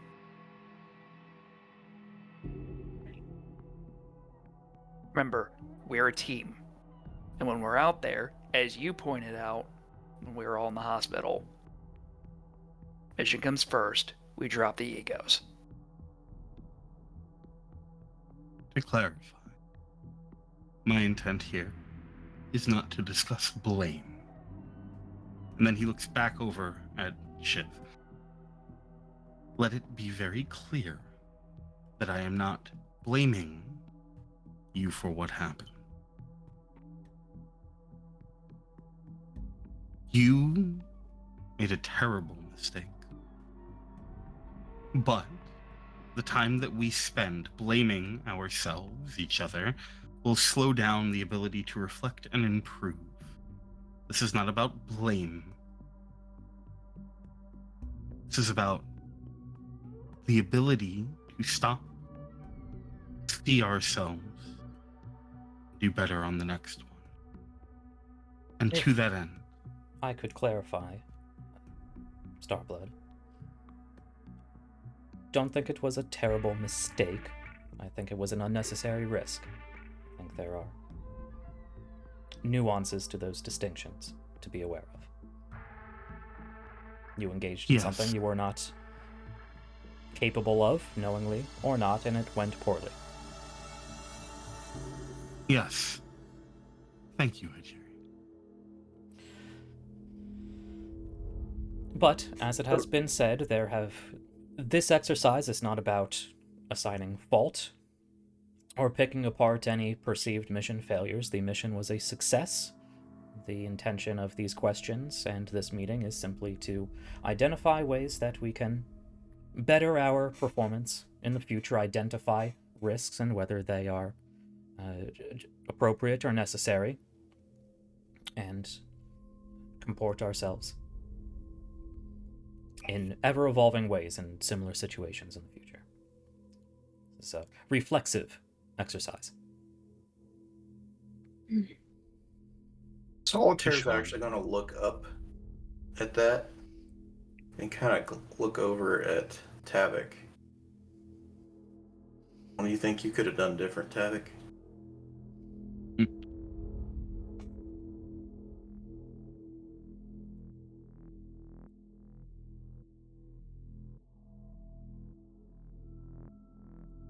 And you can very clearly see that there's a lot going on there at that moment. As he sort of looks down at the table.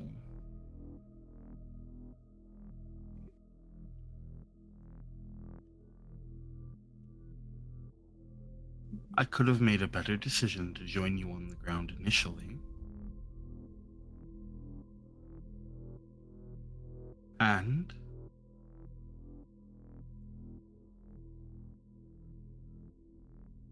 I could have done better in how I engaged the Oracle.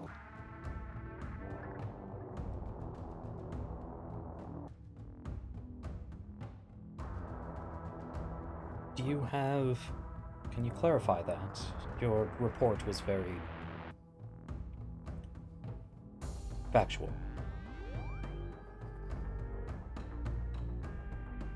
How would you have handled the Oracle differently?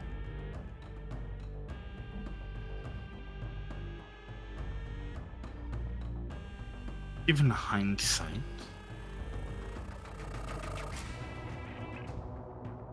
perhaps finding a better way to disable instead of immediately ending his. In the moment, I made a decision based on the information I had available to me, but it was not your intention to deliver a lethal blow, was it? No. It's important to keep in mind. Yes, I can do better at ensuring that that's not what happens next time.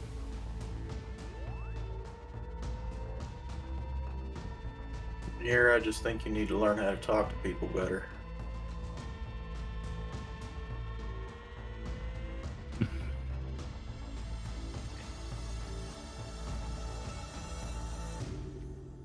Perhaps you're right.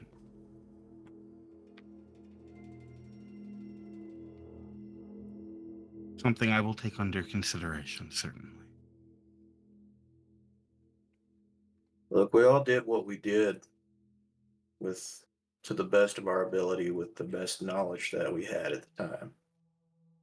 Could we have had better info? Absolutely. But we did what we thought we needed to do and what we thought was best at the time. No plan survives contact. That's just a rule that's been around forever. Anyone who tells you otherwise has never seen combat.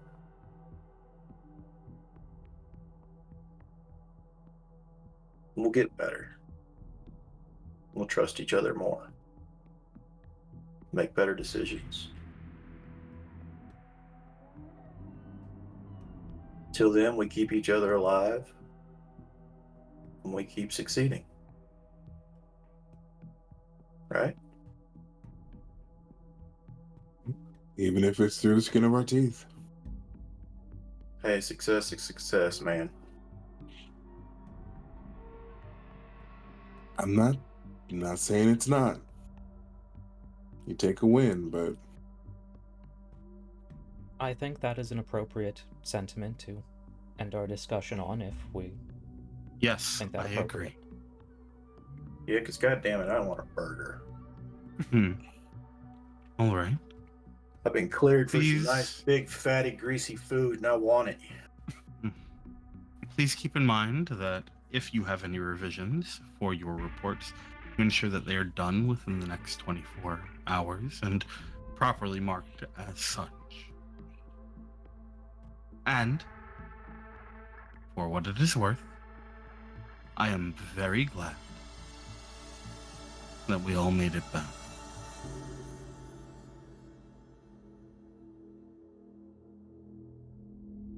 Unless anyone has anything else they would like to say, dismissed.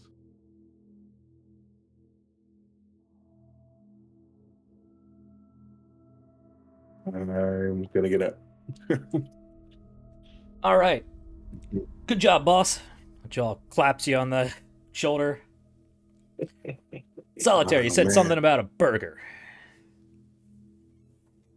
Yeah, I'm going to Frank's. I don't know about the rest of y'all, but god damn, I want one of those big, greasy, juicy, cheesy, just sit in your stomach for a week kind of burgers. Hey, did you know they have a Yeah. triple stack now? You continue this Lead me to conversation the as promised you land. move out the hallway, and we You will see... hear behind you as you move out. I'm sorry, there's one thing I'd like to do real quick, Jack, if that's okay. I know I keep doing these last second pop-ins. Hajiri, if you could hang back for a moment. She actually does. She does hang back, and as everybody else is leaving, just puts a hand on your shoulder. And we will fade to black there. And take our break. All right, so a little heavy, a lot of roleplay in this first half. We knew that was coming. Not exactly in the... We'll talk about this in the after show. Lots of great stuff. I think that was a very successful after-action report. Let's take a quick break, and we're going to do a bit of a time skip when we come back, and get on to some more... get back into life here on Far Station 12, because there's some cool stuff coming up, and we'll see what you may have learned about what has changed in the last 15 years. So, thanks for watching. A little bit of a recap episode here with the after action report, but I think we got a lot of nice little hints of things going on in the background. So, everyone get up, do your human things. We're going to do our own human rest and repair, and we will be back in about 10 minutes or so. Enjoy some tunes and some flashy lights. Woo.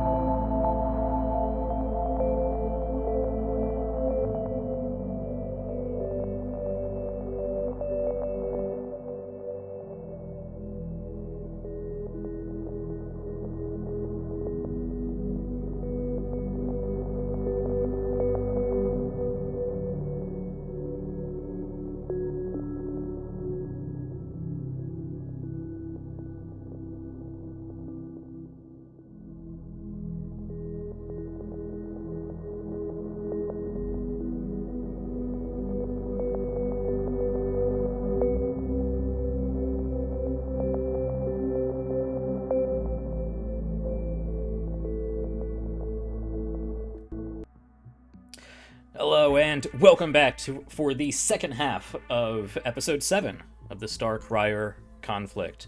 We've had a little bit of a wind down after our first mission, a lot of trauma for people to deal with, physically, emotionally, otherwise, which, of course, in dealing with, compounds sometimes. We've had our after-action report. I think it went well. I think it was largely helpful and conducive. We'll see. We'll see moving forward. But we're going to have a little bit of a time skip now. Because life returns to normal. And I think it's important to emphasize that. Especially for our Lancers. For everybody else looking inward. The Union officials. The other Navymen out on patrol. Civilians who have lost contact with you for 15 years. But from your perspective, you talked to them last week. From your perspective, this has been a job trip. It's been a week or so. You have to constantly remind yourself that it's been 15 years. You are now living in a new apartment. People you had casual acquaintances before, you don't know how to contact.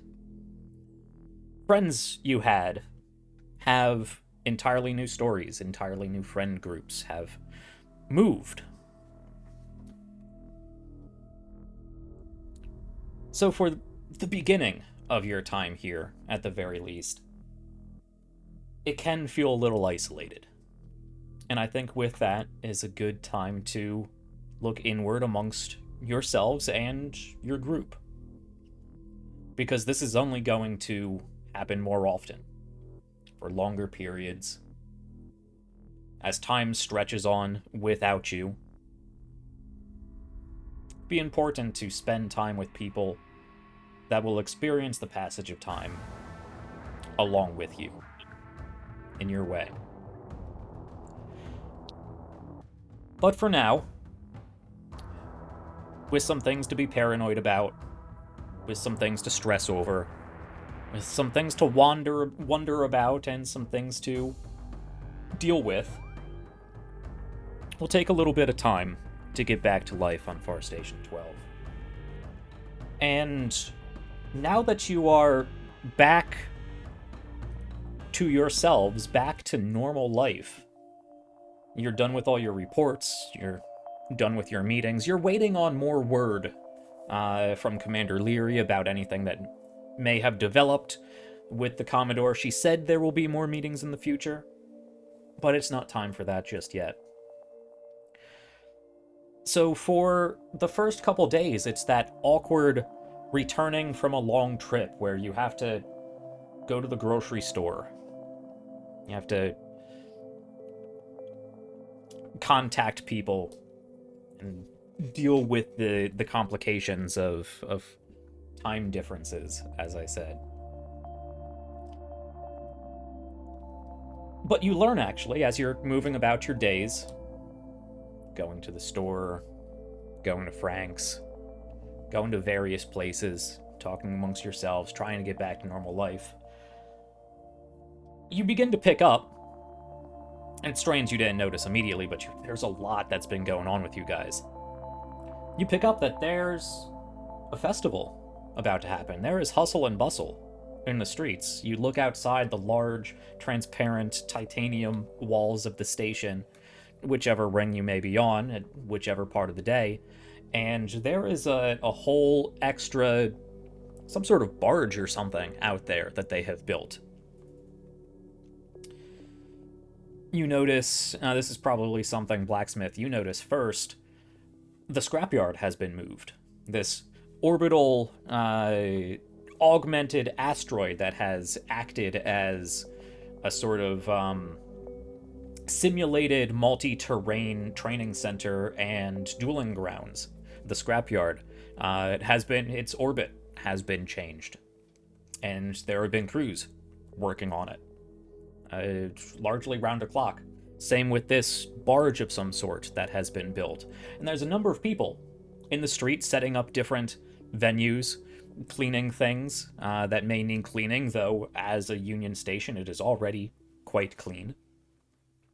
putting up streamers and putting up posters and getting things ready. Because it is time for the Angels Dance. A festival you probably aren't familiar with, because it only happens every 257 years. This is the celebration of a celestial event. You see posters and banners and whatnot depicting what looks like a nebula or a gas cloud and these two comets coming together.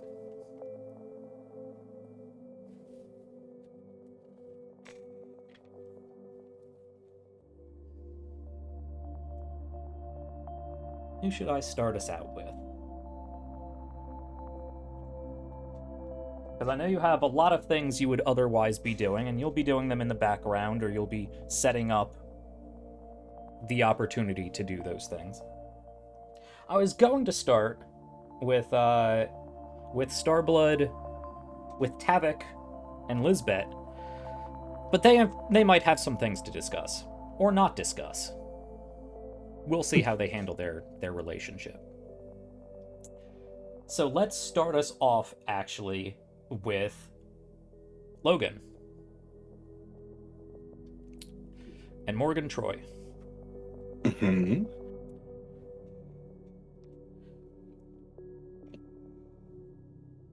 So do you what is this? What is this festival about? You saw that. I didn't want to bother you. Had a lot going on. We have a couple days. I was waiting to mention it. Just make sure you're all settled. I know it takes some time. I'm settled. I'm here, aren't I?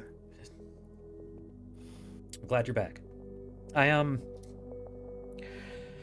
you can tell, actually, he doesn't look too terribly much older. Few years, certainly, but it doesn't look like 15 years has passed for him. Good.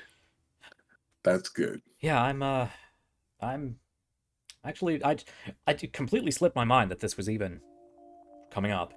Who holds a festival every 257 years? But it's supposed to be an interesting event. 257. Third one, I believe. Well, Wow. second one. Third time this event has happened, and I've since tried to turn it into this festival. Well, we'll see how it goes. There's a bit of a mythology that's developed over the centuries. Okay. All right. Yeah, the Angels Dance. So apparently there's this gas cloud out there in the center of this gate system. And two of the solar systems around here, and forget their colloquial designation. GX23 and HK7715C. They each have these asteroids, which again have long strands of alphanumeric designations. Well, each of these systems have these two large elliptical orbit asteroids. And every 257 years, they align right here in the center of this gas cloud. And apparently, it's quite the light show. Oh. Okay. Do we need to wear anything special for this? I know there are some cultures I learned about where you had to wear specific attire. And as far as I'm aware, this is only the second time they've done this. I think it's a station thing, Gotcha. But I think people are having fun with it, and there's it's one of those cosmopolitan things, which I mean, Navy patrol. I'm technically cosmopolitan, but not really part of that whole community, if you can really call it. I guess it's a community. Apparently, there's some legend about these two old merchant ship captains that would meet up on their long, lengthy, decades-long, centuries-long trip, and they've sort of smashed it onto this celestial event. But no, Okay. I don't think there's anything. I mean, nice. I guess it's a. Flyers say it's going to be a 3-day thing. It takes some time to happen. I mean, we're over a light year away. These things move fast, but I mean, we're still talking astronomical distances here. They're apparently holding some like large street festival down in the civilian ring. Okay. So, are we going then? If you're up for it, absolutely. The big event is on the second day, though. I could probably swing it. Not sure. Might cost me something. But there's going to be a bit of a gala. Sure you've noticed that eyesore they've built outside. Yeah, I did notice that. There's gonna be a bit of a shindig. It's normally, high-level people, administrators and representatives and barons and all these people. I might know a guy if you want to go. I mean, if you want to, I could also. I do need to check in with.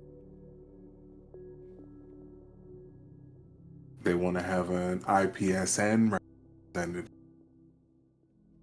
Right. Do we have to mix business?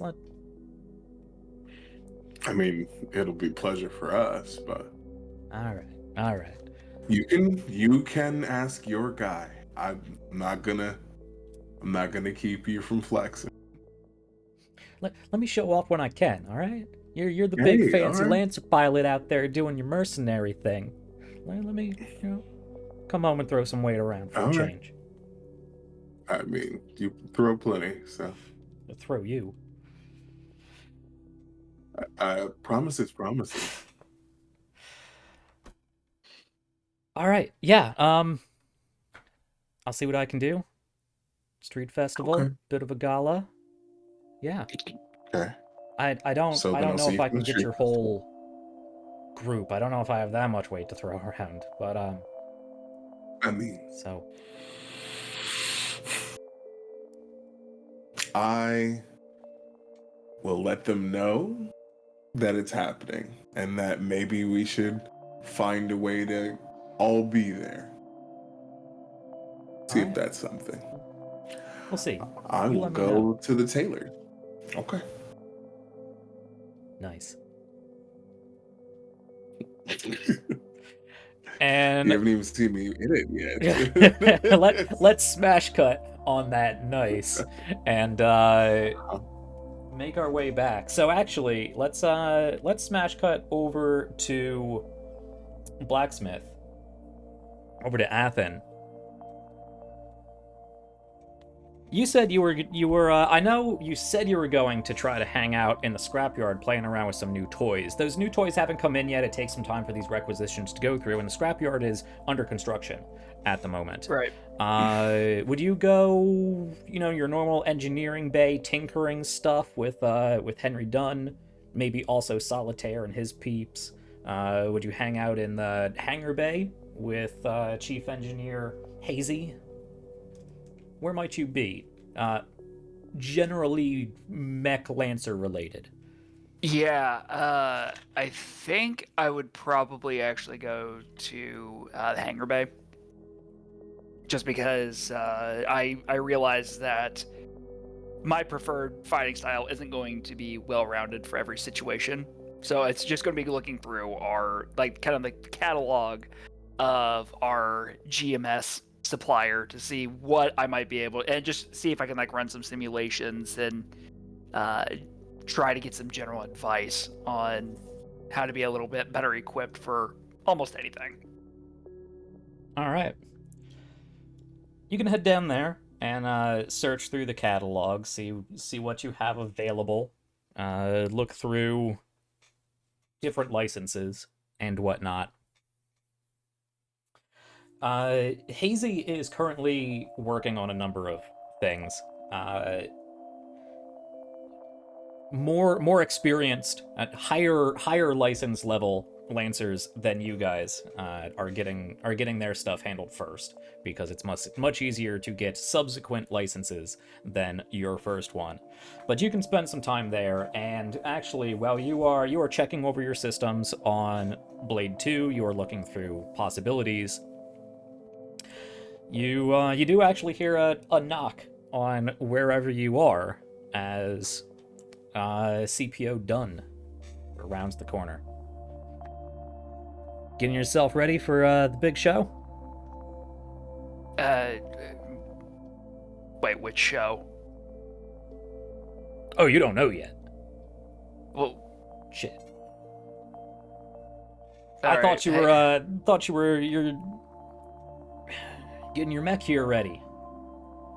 Yeah, I wanted to look over a few things though, and I'm going to like look around, and I'm assuming that somebody has to have like at least a Blackbeard like formatted, something like that, right?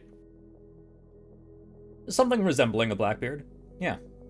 You know, I gotta say though, that's nice. Little clunky for my taste, but you know. Yeah. Well, I mean, it doesn't look like it's SSC by any means, but I don't know. There's some kind of like, you know, when they're like so ugly they're like adorable kind of thing. That's how I'm seeing that. Right. You and IPSN will fit right in.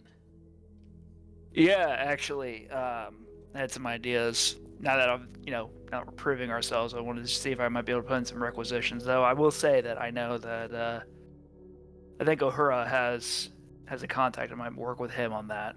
But yeah, I'm just trying to keep busy since Scrapyard shut down for the time being, it looks like, and no, I'm starting to get fidgety again. I mean, they're almost done. From what I understand, should be a great anchor point. Good. So, what's going on with the other thing? Yeah, you've not been back long, right? No, we actually just got back a few days ago. And actually, you can see that, unlike Morgan Troy, you can see the years on Dunn. He's station bound. It's been 15 years for him. He wasn't terribly old to begin with, but there's a little bit more crow's feet around his eyes. Looks like he may touch up his hair a little bit. Yeah, well, I got some things to fill you in on. Because, man, you come back at some interesting times. But speaking of interesting times, you saw this whole Angels Dance thing, right? Yeah, I'd heard a little bit, and I'm not gonna lie, I'm kind of annoyed at the fact that like I had some things I wanted to try. Scrapyard shut down because of it. Like, come on. Yeah. Oh, I guess nobody's told you. You haven't looked into it.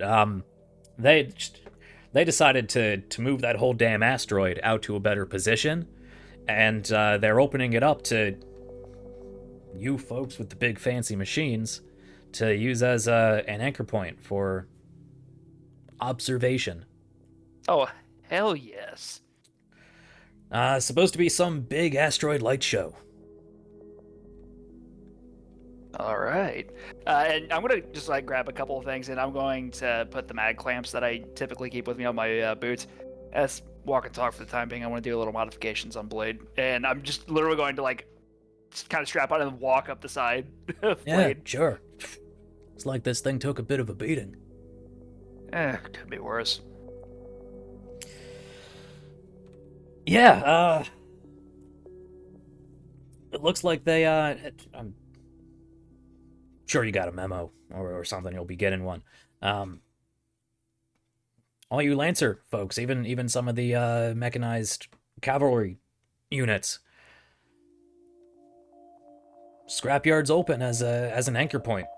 It's supposed to, I mean, that they got that whole barge out there. I don't know what they're actually calling it. Some gala yacht thing or something.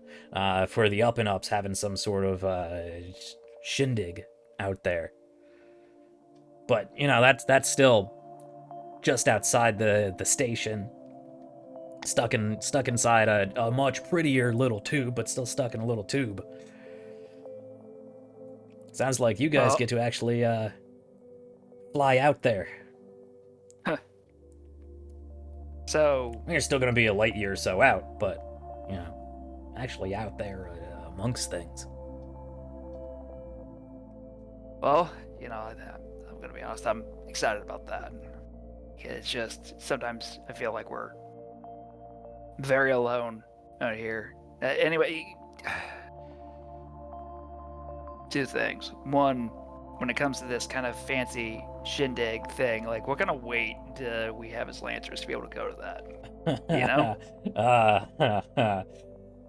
A little more than me, probably. Your fancy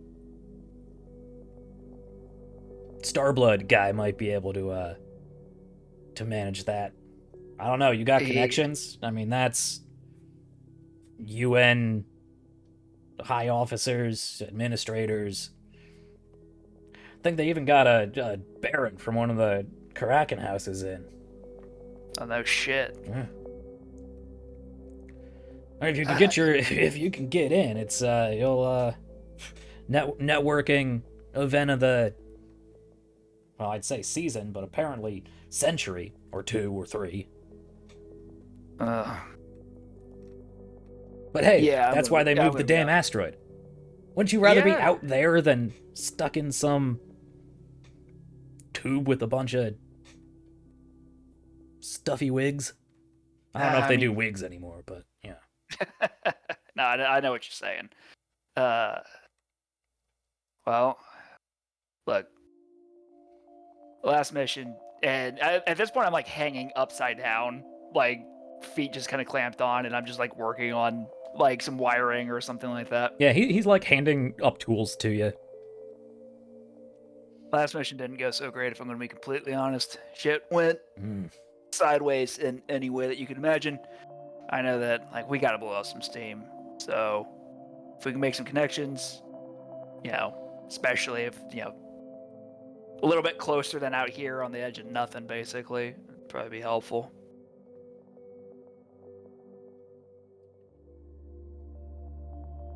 Yeah. You mean like amongst yourselves, or I don't really have much advice for getting into fancy parties. It's a little beyond me. I have a feeling that a couple of us, I mean, hell, Bite might be able to fucking hack us some tickets or something for all I know. They've got the skills. I mean, from what I understand, they are concurrent. You're either out on the asteroid watching it, or you're in the gala. Gotcha. It's a 2-day event, but apparently there's a select few hours where there's this whole light show. And it's supposed to come together and shoot off of each other. It's this weird, weird orbit.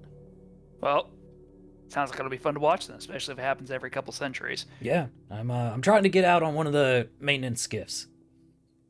I mean, it's not going to be as fancy as your your buddies over here, but beats lining up at the wall. I mean, yeah. Well, let me do a little talk around, see what I can do for you. Anyways, what's been going on here? It sounds like I got 15 years worth of stuff to catch up on. Yeah, I mean, 15 years worth of normal, monotonous day-to-day stuff, but things have been getting a little heavy last couple of years. Lots of people coming in. Seems to be I don't know, some sort of inward migration. I mean, usually we don't not a lot of turnaround here at a far station.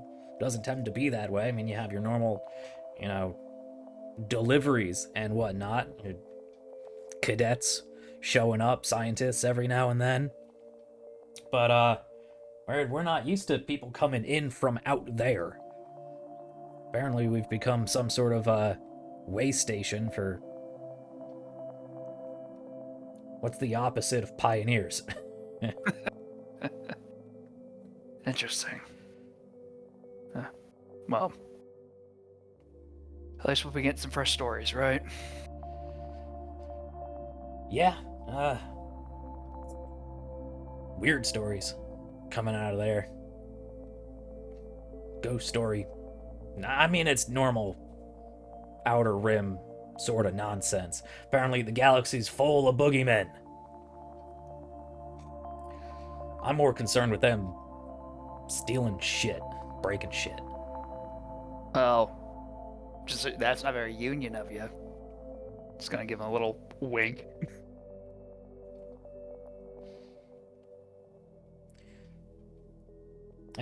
Things didn't start going missing until we had a whole bunch of not Union show up. Oh.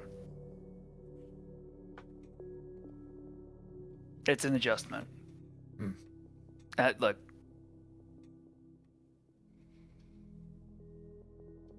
Yeah, it's gonna be an adjustment. And that's one that you can't tell if that's a general comment or if that's me. Yeah.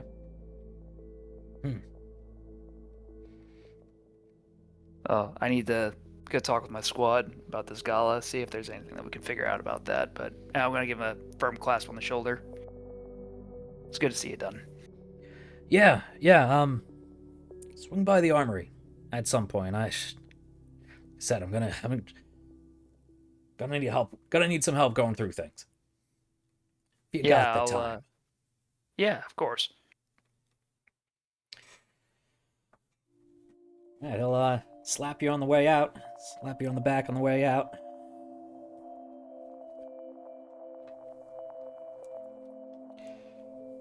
So, there's going to be... This is basically a 3-day festival. I can give you guys some time to talk amongst yourselves. This is going to be a 3-day festival. The first one is basically like this all-day street fair sort of things. Different vendors and a whole bunch of different stuff going on. And then there is either the big fancy gala you might be able to go to, or there's the scrapyard anchor that you guys all have mechs capable of and permission to go out using those mechs and anchor yourself onto the scrapyard and actually be out there. You don't have to worry about walls, and you can fly around and fun stuff like that. And then the third day is sort of personal holiday sort of thing. So the tradition is that you, I say tradition, this is the third time it's happened celestially, and the second time they've actually decided to try to make it a holiday, because they didn't know about it the first time. The mythology is that these two asteroids represent these long-separated star-crossed lovers who only meet, once every very long time, in this case 257 years.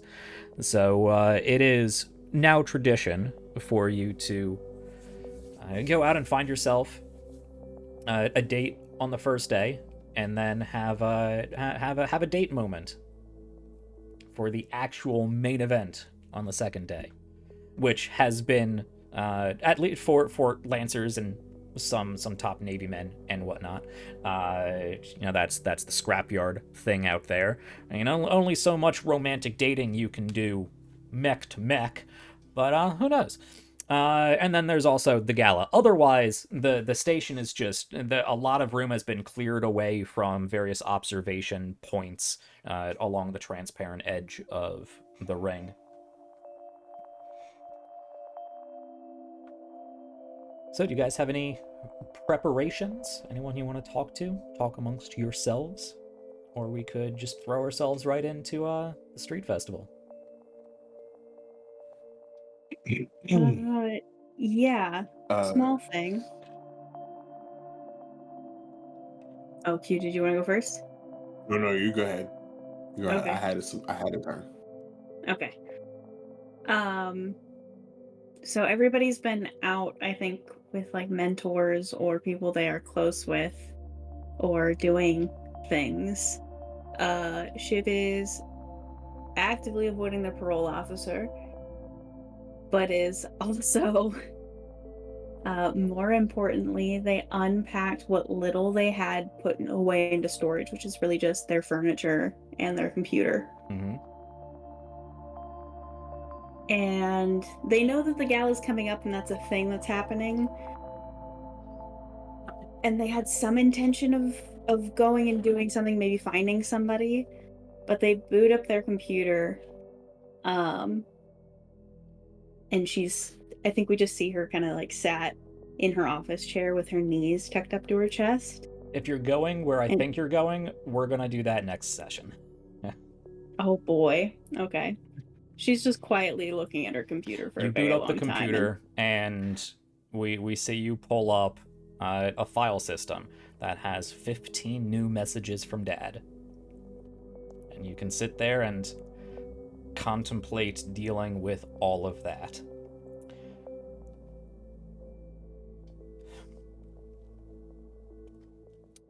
Yeah. But it's been a stressful time lately. Let's unwind first. Yeah. I think she hears something in the hallway. It snaps her out of it. She'll shut everything down and head out.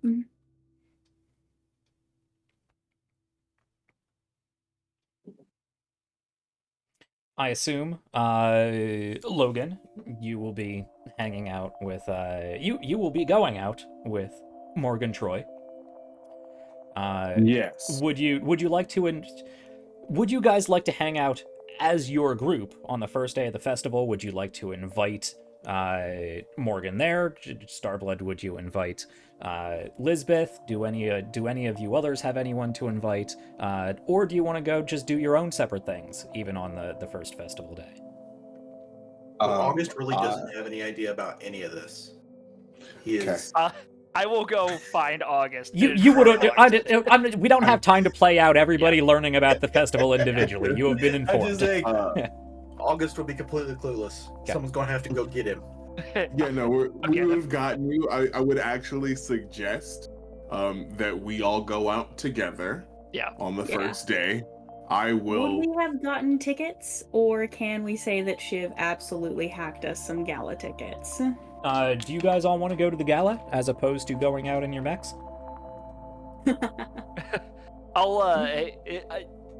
Hey August, I know there's a fancy shindig going on, but there's also like scrapyard anchor kind of thing. Apparently, as Lancers, we can go out there in our mechs. You want to go to that? And do what? Watch the fancy lights and a better view. Suppose so. I mean, I could stay and do research or something. Look, no. Look, here, okay, you're pulling a shift right now. Like, I think we can just... We've earned this, alright? You especially. She was fucked on that mission. We could use a little R&R.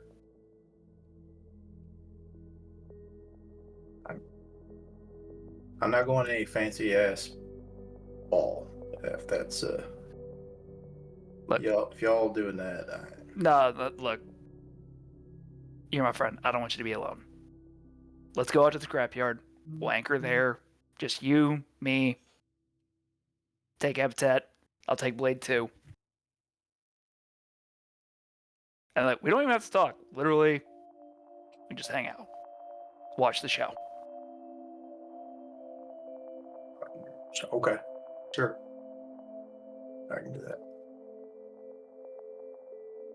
That being said, I did hear there's going to be some awesome street food, and I'm hungry. That sounds like my kind of thing. Let's do that. Yeah.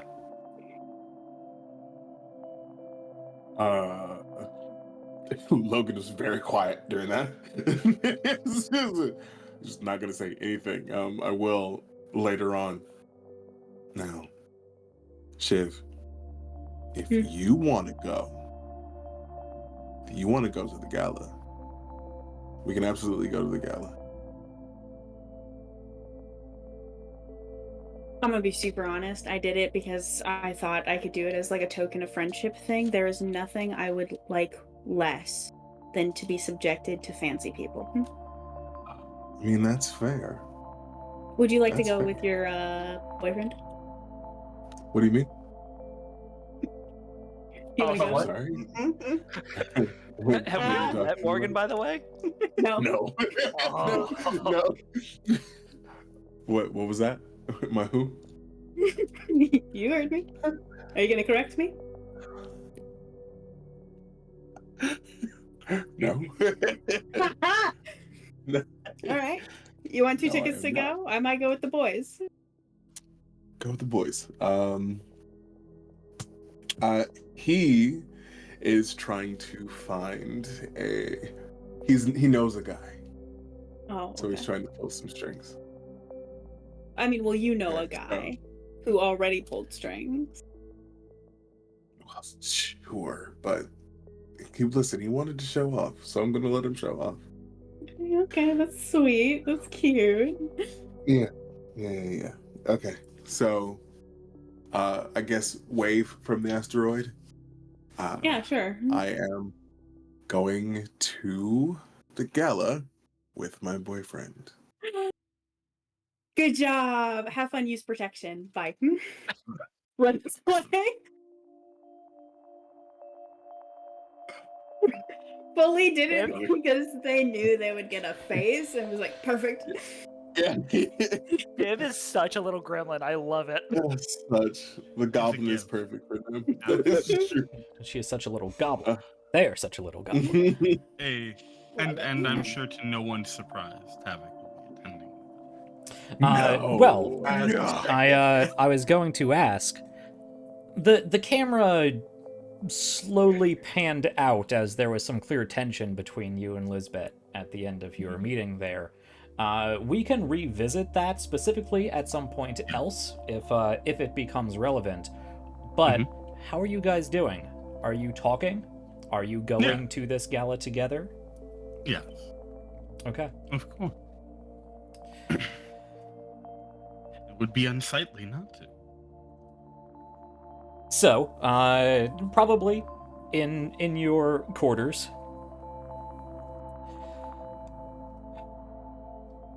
Well, I'm glad we were able to return for this event. Sounds interesting. There will be a number of very interesting, influential people attending.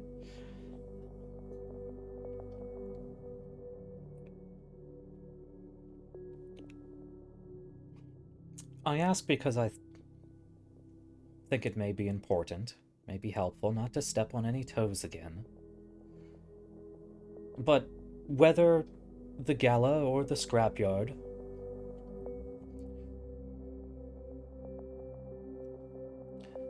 do you think it would be a good idea to try to better integrate our two groups? We could get everybody together for the first day and walk around the streets.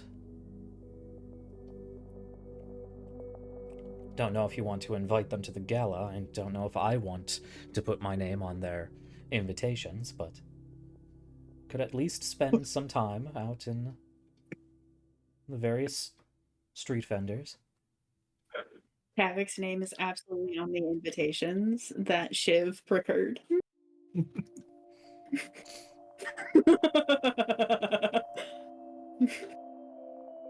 So I think as we're hearing this from Lisbeth, the camera is facing is from behind Tavik, who is currently standing at like a window, and you can see out to the street where they're preparing things, and you see sort of his reflection, like half of it, just very faintly in the window. And he's clearly still processing things, and at least half his mind is elsewhere. He sort of just nods a little. Yes, well,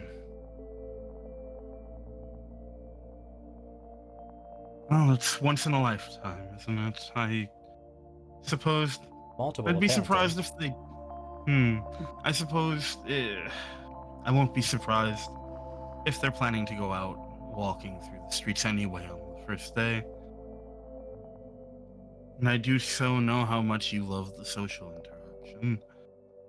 Yes, we can do that. Though, I don't expect them to have interest in the gala. So I wouldn't go out of my way to procure any invites. If they have an interest, I'm certain they're aware that I can help, and if they want to reach out, they can. So, that solves that problem. Well, let us just unwind on the first day. Then, if they want to include themselves, we can make that work. Never mind. No. Go ahead.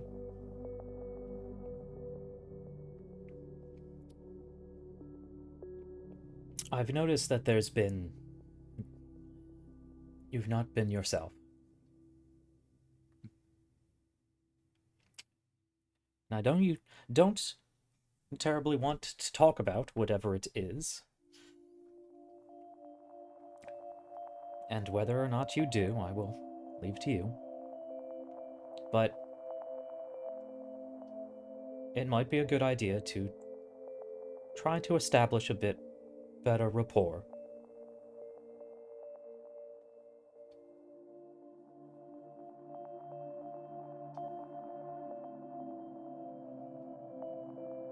Well, the opportunities will present themselves, I'm sure. But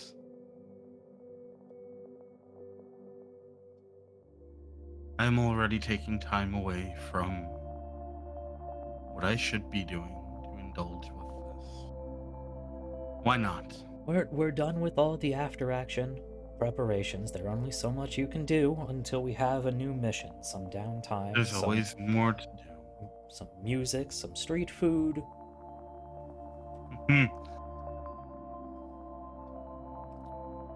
Sure. It's fun to walk among the people every now and then, my dear. Is it? Why?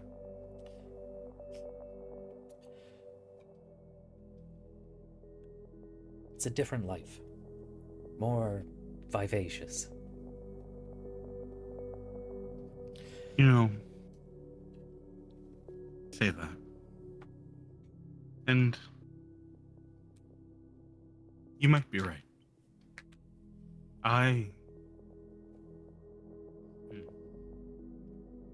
Growing up, the stewards would always impress upon me the importance of balance. Allowing the people to perceive though you would walk amongst them, but to stay distant, at least distant enough they kept reverence, because that was important, because that's how Harrison did it. Because when they stop seeing you as reverent, when they start finding too much comfort with you,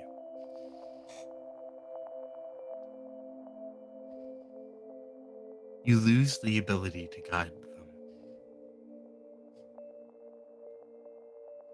You stop being in the position where you can help them. It's a very Harrison philosophy.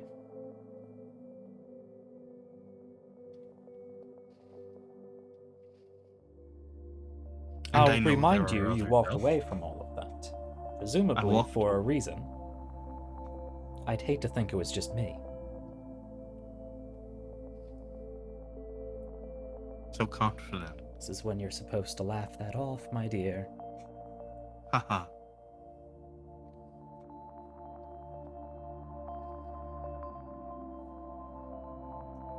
Yes, I walked away. But coming here, being a part of this, it wasn't any different in how the perception permits the role. Didn't... What changed, truly, was the expectation that one day I'd be more. The most. But not what the job was. Not what the duty is. And not the perception.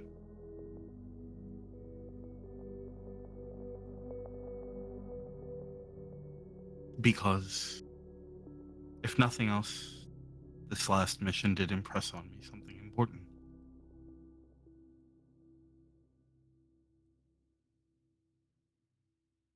That if I don't continue to do what I've been doing, what I'm meant to do,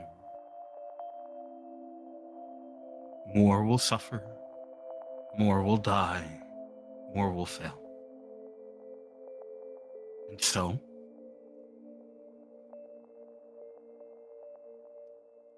balance. I think either, and you're not going to appreciate this, I think either you need to go and talk to your doctor, or you need to go and spend time with some people you can try to connect with, listen to some music, eat some good food, and get out of your head.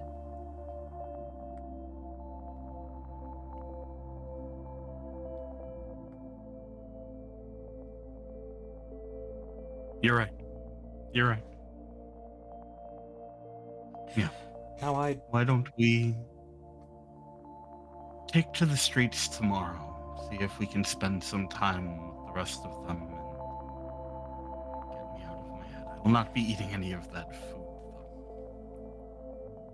I will try That to one's make a it a deal. bearable experience for you. You always do? And if you're not too terribly upset with me by the end of all this, I think there are some people I would like to introduce you to.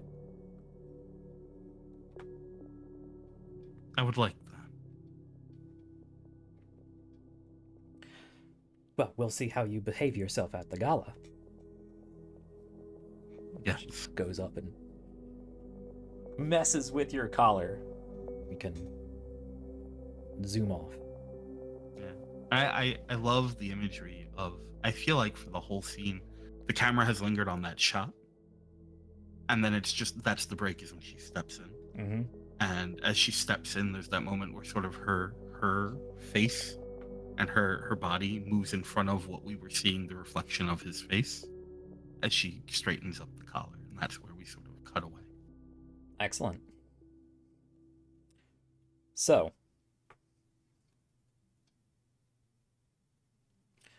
let's head out to this street festival. You guys all can meet up ahead of time and make your way out into the streets. You do see, and I will say, the event is capped off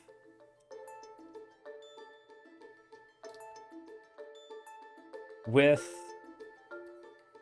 the morning of, and it seems like they have adjusted the day-night cycle of the station incrementally for a bit here, but they've lined it up so that the beginning of this celestial event kind of aligns with mid-morning, and there is a bit of a parade down in the civilian ring, probably a number of them because this is a whole space station.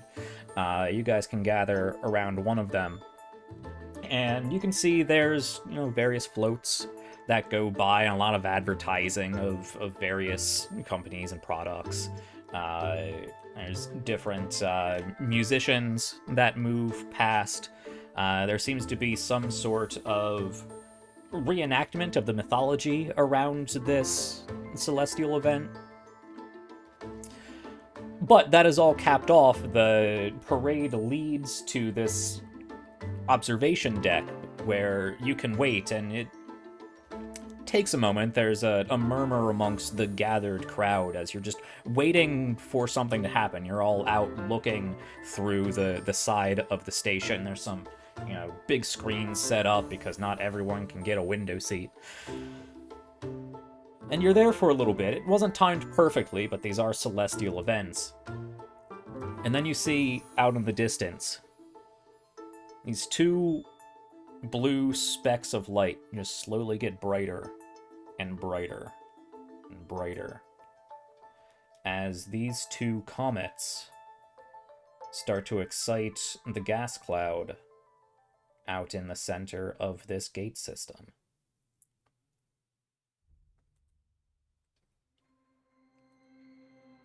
It's not terribly spectacular at first, but you know it's going to grow. And we are talking astronomical events here, so it will take some time for you to really see that. And some people will stick around. You can stick around and hang out and talk amongst yourselves for half an hour or so, and you can see these two lights get incrementally, slowly brighter and brighter as just almost inconceivably they get closer and closer to each other. But over the course of the next day and a half, they're eventually going to meet in the middle of this gas cloud and spin off of each other. And with that, we hear musicians begin playing in the streets.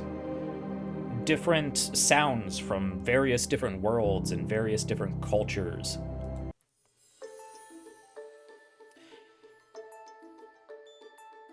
Yeah, that's what I mean.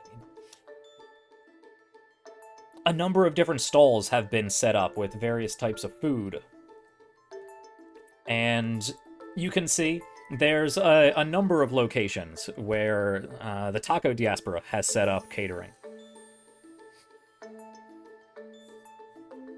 Happy Cinco de Mayo, folks. Incredible. What would you guys like to do? You are out amongst the festival. There are crowds all about. It's not shoulder to shoulder, it's a big space station. But there are crowds about, there are musicians, there are people selling wares from all over the local system and beyond. There's various displays set up of these two comets. Some of them, actually mobile, where they spin off of each other theatrically. Of course, all kinds of different advertisements all over the place, and actual corporate shops and whatnot, but also all kinds of little knick-knack shops, places giving out little samples of food, giving out little flyers, or giving out little knick-knacks, just like somebody will hand you a really small, kind of ornate little whistle of some sort, and somebody will hand out these different knotted silks that have been, knotted together in various patterns. A number of these different cultural knickknacks from all over the region here. To be clear, is it both our group and Starblood's point group from the mission? Are we all here? I will leave that up to you guys. I think it would be beneficial for eventually these two groups to meet up, but if you guys would like to have your own time at first, we can certainly do that. I wasn't sure if Lisbeth had successfully strong-armed Tavik. Yeah, I figured as much. Just double-checking, yeah. Yes, yeah. God, she's such a mom. I love her. I will say, so I definitely like the idea of our groups being together, and I just have this idea of me just coming back, big armful of tacos. I just be Yes. guys, they're amazing, and I got one for everybody. I'm sure August is probably with him and is coming up behind, and he's got this, looks like an oversized corn cob, basically, just smothered with butter and spices and stuff, this big crazy elote thing. He is just, Oh yeah, brother. Oh, y'all God. need to try this, and he's literally offering to everyone, try this, give it a shot, come on. I'm tossing tacos to everybody. You can see there are actually a number of couples about, and they have these. They're actually set up. They're these long corn-like things that have been set up on these little, almost like fishing rods. So they swing and they're suspended, and you see these couples, and they each have one of these, and they cross arms, and you can see them trying to eat off of each other's. Incredible. I love that. I'm sure that completely went over Solitaire's head when he picked one up. Incredible. Totally not what he's thinking. He's thinking, man, this tastes good. Look, there's enough for 2. I think as Blacksmith is passing out the tacos, I don't know if he's passing one out. Oh yeah, no, I'm literally tossing them to everybody. Incredible. Absolutely. Starblood is gonna catch. Starblood here for this, or are you merging the groups from the start? Oh, are we? I don't know if we are. Yeah, Yes? do it. Do Yes, it. we are. Yes, we are. He's gonna catch and then just sort of carefully hand it back and be like, "No, please, have mine." Wait, hang on, wait a second. No. This is cultural participation, okay? This is a chance for us to experience things that we're not going to get for a long time. Here, let me look through these. There's, dietary concerns and preferences and whatnot. It's a festival. This one. This is the taco diaspora. You said brought one back for everyone. You are carrying a tray. There are like 50 tacos here of all different types. So she brings you one, Tavik. That is not all greasy and meaty and cheesy. It has balls. That's all they are. There are a whole bunch. Specifically what he got, right? It looks like this one had. It's almost like if you. It's more like a spring roll, really. It looks like there were a bunch of different a bunch of different vegetables that have been sort of turned into these long like tube, not noodles, but they're in the shape of noodles, and marinated so that they are sort of. I mean, they're kind of vegetable noodles that have been marinated in different sauces. That have been put together. So it kind of looks like this multicolored weird spaghetti monster in a taco. Amazing. Yeah, no, Shiv will also pick through and is looking for something without meat. Yeah, they have vegetarian options and vegan options and all kinds of other 12,000 year in the future dietary options. Tavik will gently push Elizabeth's hand away. No, thank you.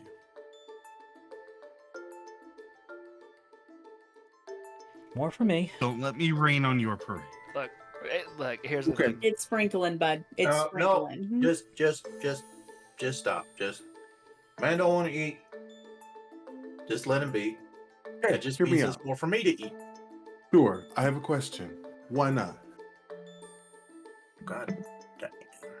I just Genuine want to know. question. Can we just? I want to know because this always happens. I will answer this. As long as you agree that this is not going to be the conversation every time I politely and respectfully refuse something. Just as No, that's why I'm asking. genuinely. This is why I'm asking the question now. Because I don't want it. Okay. Because I don't want it. Okay. Continues on. All right. And I have like a mouthful of tacos just kind of like dribbling like into my beard a little bit at this point. Just, in Moonglow we had a saying that food is a great connector between all people. Maybe that's why you don't get along with anybody, because I don't think I've ever seen you fucking eat. Maybe you're right. All right, we're gonna need more of these, and you can see Hotjaw has brought like an entire polycule with him. He's got like 2 guys and 3 women, and those in between, all sort of hanging off of each other. And he's like, this is a bigger group than you expected. We're getting more of these. Hotjaw, you gotta try this corn, man. Get your piece of this. He Not gives you that a one. he Not that he one. he Not that one. reaches up and takes a Not bite that out one. and gives you a wink. Oh! Solitaire doesn't No know. clue. Yep. No clue. One of Gotcha. the Gotcha. women sort of hanging off of him sort of reaches out and just sort of like flicks at your chin as they walk by. No. Mm-mm. Okay, man. I got something on my face. Solid. Wow, they My were boy. really friendly. Hey. Don't get another one of those corn things, okay? Don't do that. Tastes damn good, man. I believe you. I know. They look like the things that I used to have back home. But like that particular version is meant to share. Strong that. It's meant. I'm terribly sorry. I also am not quite certain. I'm gonna lean over to Chev and just. I'm gonna tell him. Don't tell him. He'll It's meant ruin to it. share with a partner, and he's just gonna point at the different couples. Yeah, is Morgan there with you? Yes. Morgan comes back with these two swinging corns on a stick. Incredible. He's just like, It's the math meme. Yeah. Yep. yeah. There's also a moment where Tavik looks over at Lisbeth and just sort of like very subtly shifts. Oh damn. Yeah. And So You were kind You of just sharing did- it with a lot of people too, so it's just yeah. I'm not sure if And that's the then Hot signal Dog you want to picked you up on send. that. Yeah. Maybe I'll Right. stick to tacos for right now. I mean, you could take some tips from Haja. I mean, he seems to know what he's doing there. True. Impressive. Hotjaw has a lot of love to go. That's a thought that is at the same time overwhelming and moderately frightening. I don't disagree. Mm-hmm. How do you organize chores? Boards. Everybody does very little. Boards. Honestly, that sounds great sometimes. That's actually Truly. Can you imagine how little you pay in rent? Well, I would hope that we don't have to pay rent. I mean, like, whole union concept. Considering and we're whatnot. gone, yeah. Also, Yeah, that's how that's- they can just kick us out when we're gone Yeah. for 15 years. Yeah. That's true. Oh That's true. my god. Which All we're right, who going to else have hates to their do new apartment? something about. Me. It looks exactly like my old apartment. And yet still completely unacceptable. The walls in mine are like weirdly Yes. yellow. Oh, Like they're painted like this weird, like cream yellow. It's Shit gross. is backwards in mine. Like, God. You spend like 2 years getting used to something, and then all of a sudden you come back and everything's opposite. I'm gonna be honest. I was not paying attention to the walls. I'm gonna look over at Morgan and just kind of raise an eyebrow. I was paying attention to the walls. I Anyway, mean, I mostly just go there to sleep, so Fair enough. I'll have to file some sort of formal complaint, About? What's wrong with yours? ensuring that we don't. Look, it's No. it's No, not it's that big of a fine. deal. We're gonna go on a mission and we're gonna come back. It's gonna be gone again. It doesn't matter at this point. it should. Means I have to figure out the light switches It- every time. It Good. should. I Yeah. agree. Yes. No. This is. Let me see who I can speak to about that. All right. And then you Guys- notice guys, his right hand sort of like typing in the air again. And I would say that would probably have like a bucket of beers or something like that along with the tacos. So I'm just gonna get one, just take a Sure. long drink and everything like that. Hey guys, all right, I'm in one of those. guys, hang on. Impression contest, real quick, okay? Who am I? You cadets, what the hell are you doing? I don't think you guys know how to shoot the broadside of a barn. I'm pretty sure you can get court-martialed for that. I'm like, Yeah. Come on, it's Bauer. Like, Yeah. No, no, I that's know. why you're I gonna know get it was. court-martialed. oh, I didn't please. understand. If you get court-martialed for making fun of a training person, come on. Yes. Yes, you I will. can. Logan. No, it's not like this is some kind of Yeah. Harrison Armory place. Logan. What's that? You're Yeah, what's facing up? in the appropriate direction for this. Yeah. You see the large Of impending course. frame of Bauer sort of walk past you and just I was not really you, hoping but for this. walk past the group and doesn't say anything. Just And then I catch Logan's face. I go, and he's standing right behind me, isn't he? Walking past. I was just gonna go. Just point your face in the direction. I was about to say I'm looking around for him. So Yeah. perfect. Perfect timing. Well, it's a good thing we're not in training anymore. I mean, yeah, no shit. I mean, 'cause I think we're. Hey, and also I'm gonna just raise the beer stairway. Hey, to Lancers. Lancers. Oh yeah. Ah. I think I'm gonna get a new frame. Yeah. Yeah. What you looking at? Hmm? Not the Everest. Not the Everest. Fair enough. Yeah. What? A little too plain for your style. Yeah. Yeah, I think so. It's a dependable frame but Oh, it's a little absolutely. too generalized for Yeah. a lot of folks, I think. Mm. Yeah. A little Definite bit. advantages, but depending on what you're wanting to do, I can see. I've got my eye on a couple of ideas myself. Yeah. Well, the core There's- benefit of having the Everest is, of course, besides all the generalized equipment, the ease of repair, being able to ensure that you always have replacement parts, units, other things, is convenient. Certainly, But I mean, but for a there's also specialized something- team, it just Yeah. makes sense that you play up to your specializations. I mean, there's indeed. something to be said about something being almost too generalized. So it's not Mhm. necessarily great at any one thing. Yeah. Or, Yeah. it's not great at anything. It's just kind of average. It's one size fits most.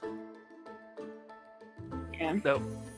Look, I don't want to, talk too much business while we're, here at a festival and whatnot. But hey, Logan, you got a contact with IPSN, right? Yeah. Hey, any just if you could give me the details. I got my eyes on some stuff that Okay. Sure. they seem rugged, Yeah. dependable. Probably knock the shit out of anything that Harrison Armory puts out. I'm gonna give a wink at Tavik.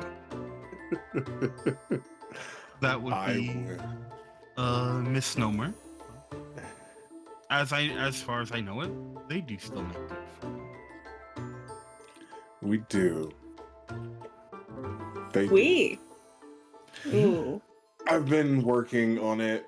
I gotta butter them up, so Mm. I want cool stuff. Let it be known that of the two of us, I'm not the one who uses we when talking about my history. so you guys are walking don't down the street through this generally. festival, Mhm. and you notice you're coming up to some sort of commotion. You notice you're coming up to some sort of commotion. There's a whole bunch of people gathered. It looks like it's hard to tell from this distance, but you're approaching. It seems like people have set up this long ring of people over there. And as you're approaching, you see this individual sort of quickly break through the ring, like he'd charged through it or was thrown through it, thrown out of this ring of people who have kind of held, or holding arm to arm, sort of Red Rover style in a ring. And you can see this individual gets thrown out of this ring and sort of stumbles across the street, knocks into a few people, knocks somebody over. Quickly gets up and sort of helps some guy up. Not a terribly older guy, but somebody older. He's wearing not like robes or something, but it's definitely one of some more like festival formal sort of hooded robes. I hesitate to say hooded robes because it makes you think cultist, but more like Just a little. yeah. The unfortunate truth of being in the TTRPG. Right. Yeah. But in this sort of not really floral, it is kind of darker, but otherwise ornate pattern. It's I don't know enough about other cultures' dress customs, but something that you might find out in the Middle East or Far East or something. These overlapping silks of different patterns and brocades and whatnot. But it does have a hood. An individual gets knocked over, he helps him up, there's the whole, oh, I'm so sorry. You can imagine there's this whole, oh, I'm so sorry thing, and he helps him up and turns around, and this kid, I say kid, probably late teens or so, sort of runs back into the circle. Starblood, whether you're, or Tavik, whether you're paying attention to this or not, you do look over at this individual who adjusts the robe and looks back in your general direction, and you see the Oracle. Gaunt, sallow cheeks, milky eyes. I don't know if anyone else will notice this, staring in your direction. but immediately Havoc's hand reaches for a gun that is not there, and just spits, eyes narrowing. And then he reaches back up, starts fishing around in the breast pocket of his coat. Could I see if I notice? Do you want to notice? I want to notice. It sounds like this is fairly overt. You notice? Yeah, this is not subtle.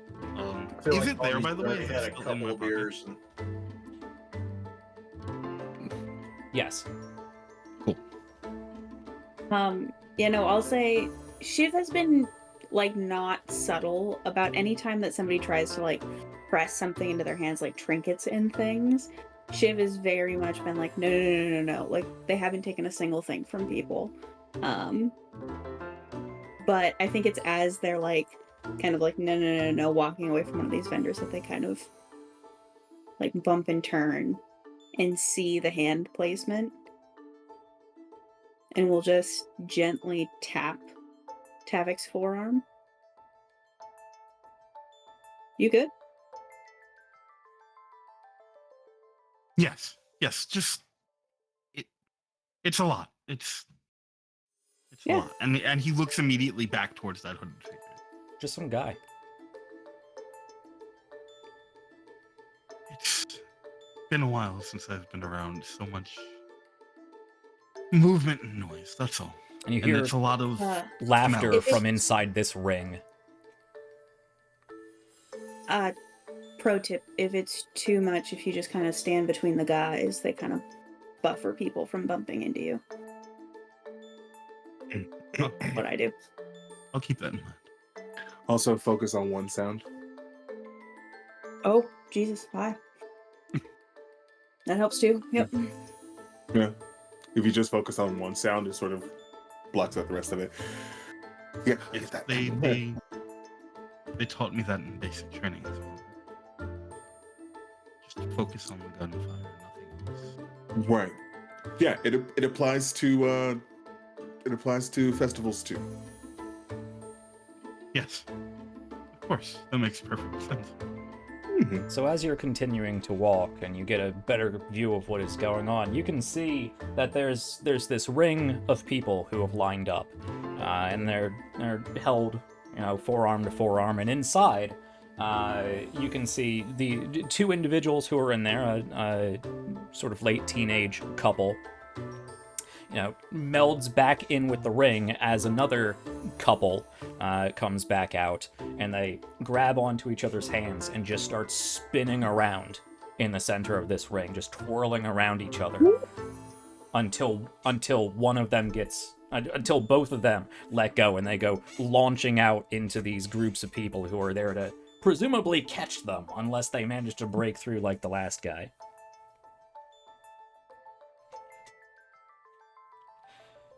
And I think that's where we're going to have to end it, unless we really want this to go on all night. I want to go in the circle.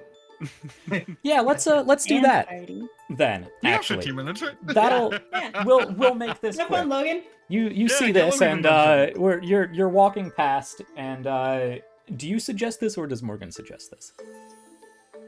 I think it's one of those moments where they both you just turn and look at each other with a big smile. I'd imagine you guys just like grab hands and run into this. Like you're not telling anybody you're doing this. You grab hands and run into the circle. Yep. And I'm just gonna be cheering and clapping like the whole time. Those of you who would like to participate, Blacksmith, maybe, I don't know, not Bite, probably not anyway. Blacksmith, then, you can meld yourself into the ring and grab forearm to forearm with somebody else. Hotjaw and a number of his polycule will join with you and reinforce the line. And we see Logan Ahura and Morgan Troy after this current group of teenage couples or so. You two are a bit larger than the people otherwise doing this, but they get thrown off, separated into the group, and they come back and give each other a peck on the lips before melding back into the ring. And you can rush forward and grab onto each other and just start spinning and spinning and spinning, and the camera is moving over your shoulder and over Morgan's shoulder and spinning and spinning and spinning and spinning, and then spins off into the distance as we end our episode there.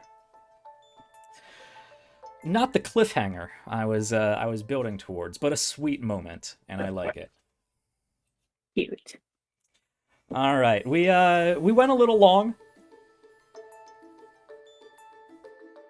but that's fine. That's great. I think we needed it for this episode, and we will get back to the rest of this festival, rest of Angel's Dance next week. We will see what is up with this gala, what is up with the actual celestial event. Sounds like some of you will be out by the scrapyard, whereas some of you are going to be in the gala.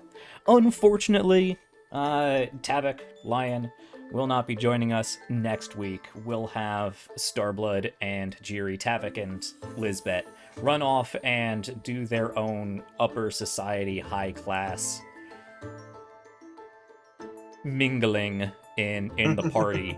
And we can just focus on Logan and Morgan doing their best Kaylee impression at this big fancy ball. It's a Firefly reference, folks. Yeah, it was a great one. Mm-hmm. All right, so some fun things to look forward to. Next week is going to be another downtime episode, but we got some real cool stuff coming up, and I think this was a nice cool down episode. We're gonna have to do something to bring Tavik out of his funk. Or not. Maybe we'll just launch to the next mission and things will get weird. He's traumatized. Things will get weird if anyway. Tacos didn't work, I don't know what will. Yeah, you tried. You can't just throw someone into the deep end. Right. Yeah. You're just like, oh yeah, NutriPaste? Here, have a taco. Yeah. Mean. And that'll go We well can for post show diet. this. We can post show this. Yeah. This is so funny. Right? All right. Well, this is where we're going to wrap up for the evening. It's been a fun night, folks. We're going to do more of this next week. Thank you for watching. Bit closing announcements before we leave. Actually, let me throw it back to the cast. They can do their spiel, and then I'll do my own closing remarks. But let's give a round of applause for these awesome folks. And it was a lot of talking this episode, which I love. It's a great thing as a GM when you can just sit back and let them exist. It's a great relief after running a 5-week long mission. So, awesome job, guys. Let's go down the line again and see what everybody's doing. Hey guys, I'm Sean. I've been playing August Walker, aka Solitaire. You can find me on social media at Rise on Blue Sky or under Raven Black Photography on Instagram and Threads. As far as TTRPGs go, let's see, this Thursday, on the 9th and the 23rd of this month, I'll be over on Nerds with Dice. We're playing Ironsworn. Fantastic, fun game. Really interesting system. If you've never tried it, take a look at it. It's different, and it's pretty cool. I like it a lot. 21st of this month, I'll be over on Lost Caravan playing Lancer. So be over there doing a one-shot Lancer, and actually Jack will be coming over as well, which is going to be super fun. We get to actually sit on the same side of the table. That'll be different. Also, at some point, I don't think we've got our next episode of Heart of Darkness over on Singularity RPG sometime this month, our Alien playthrough. I don't think we've tacked down exactly which day we're doing our next episode, but that'll be sometime this month. Other than that, I think that's all I got going on this month. Awesome. I gotta say, you're anywhere in the area, the 24th through the 27th is MizCon in Missoula, Montana. It's our local anime, sci-fi, horror convention. Super fun. I don't know who the guests of honor are this year, but they're always really good. It's a great con to come check out if you have the opportunity, and I will be there. So that's what I got. Awesome. I gotta say, I'm looking forward to playing Lancer on Lost Caravan, getting to be a player, because I'm playing every single drone in the book. Yes, it's going to be great. I mean, no, that's Jack hyperbole, but I'm playing a Hydra. Yes. It's going to be ridiculous. I feel sorry for your GM already. I was going to say, Playing a that sounds Hydra, it's very, not hyperbly. No. Jack, I made a cheat sheet for a Drone one-shot. Master Hydra. I have a burn heat build nuclear cav nastiness already set up and ready to go. Yeah, it's gonna be gross. We got some nonsense. I don't know what you just said. It's nonsense. Crazy. Yeah, that sounds ridiculous. Eventually, I love when other people very passionately say things that I have no frame of reference for, and I'm like, yes. I mean, that. give it a couple months of this series, and you guys will be building these frames to traumatize me. And I'm looking forward to it. Who usually goes next? Who's up next? Me! Haley. Hey, howdy, bye! My name is Haley. You can find me at Haley Ann on most things, or at Honestly Haley on Instagram. But I'm kind of just screaming into the void about TTRPGs. I love doing this every Sunday. My schedule has been very free, and I've enjoyed it a great deal. But yeah, no, it gives me all the free time to watch my friends do silly things. So yeah, no. Yeah, no, all I can say is that with Lancer, I'm looking forward to getting to the point further on in the build where I can be like, crazy shenanigansness, because I specifically picked a frame that multiple people in this group went, that's gonna be chaotic. Have fun! I'm ecstatic. It's me turn?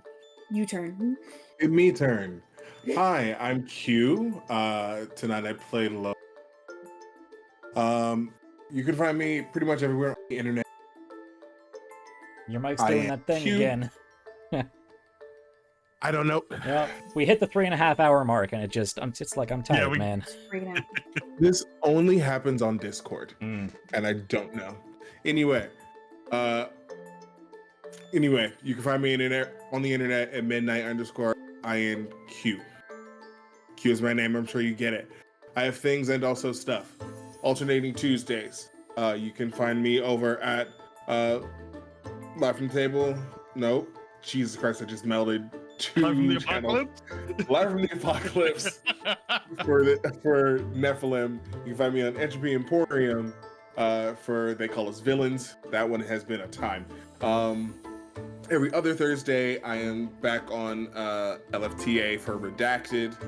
Ass. We missed this last one, but it's fine. And then Class Reunion. And then here on Starcrier. And I have other projects that are in the works that I can't talk about right now. So just keep an eye out, you know what I'm saying? That's it. That's it. Yeah, that's it. Hi, I'm Andrew. I've been playing Intermission. I am that gamer Ajax on all the socials. I'm mostly focused on threads these days. Come check out my YouTube channel. I've got some content that's going to be going up this week. Starting to get back into a little bit more consistent scheduling there. So We're going through burnout. It's great. Yeah, I don't really have any other announcements, so I guess I'll just toss it over to Lion.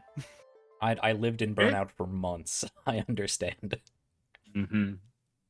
Hey, all, it's Drake Lionheart. Most people call me Lion. I use they, he pronouns. I am the creative director for Tales from the Table Studios, something that started as an actual play studio and has grown into an amazing community full of creatives, kind, loving people, and just the best human beings that you can possibly imagine. So come hang out with us. You can find me over on Twitter and other socials at the Line Night 42. You can find Tales from the Table Studios at TTFT Studios. I can do this. It's been a little while. You miss like a week and it just goes away. TTFT Studios at most places. Come hang out, join our Discord, say what's up. We are currently working on a couple of projects that I am literally vibrating to be able to talk about, but can't just yet. I can mention Echoes of Refinement, which we're hoping to have dates for soon. Boy, there's some really exciting stuff going on behind the scenes there. Have more information to update about that soon as I can, and then we will have other stuff to talk about very, very shortly after.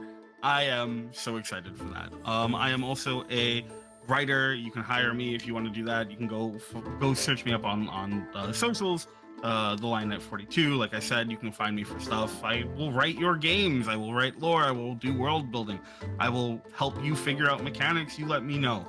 I have a 2-player 1-page TTRPG published now called Closing the Goddamn Door. Poison Rationality, Closing the Goddamn Door. You can go check that out over on itch, where you can also find One Night at Ollie's, my Five Nights at Freddy's inspired Kids on Bikes module, which is, if I may say so without being biased, one of my favorite Kids on Bikes modules.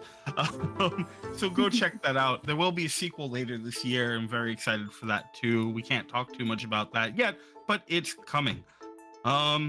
Other than that, you can find me here, where I love being everyone's absolute favorite pain in the ass sad boy / hero. John Tavik, Creighton Vasier, Harrison the Fourth, aka Starblood, pilot for Throne. That's me. Currently space haunted. Apparently. Space haunted, yes. Our poor baby is space haunted, yes. I fear I have made things worse. Who's poor baby?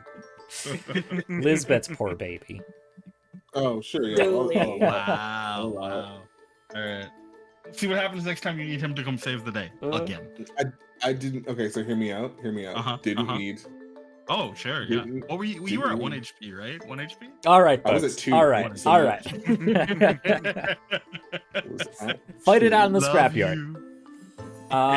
All right. Awesome. Yeah, go check out these wonderful people. They got some awesome stuff coming up and awesome stuff out. Go check out all the links. I dropped them in the chat. If you're watching VOD, they're down in the description and whatnot. Let me also say a quick thank you and shout out to Zach Walsh, who created the voiceover and music for our intro and outro. Great stuff there. If you are looking for any voice acting, go check him out. Let me drop that there. You can also find him on Scheduled for Launch, a podcast that does some nice indie TTRPG and indie music interviews and whatnot, so go check him out. He's also here on RPGs Uncovered every Thursday for From Behind These Eyes, our four-player, no companions, playing it like a module playthrough of Baldur's Gate 3, which we're almost at the end of, and we got some really cool fights coming up, and I'm excited to see how that story resolves with absolutely no input from any companion throughout the entire process. Very interesting, different show. So we got that every Thursday at 7. We have this every Sunday at 7, obviously. The second episode of the podcast has dropped. It was very fun putting together. Definitely go check that out. It is on Spotify. It is on Acast. I'm working. I need 2 more episodes before I can get them to a lot of other places.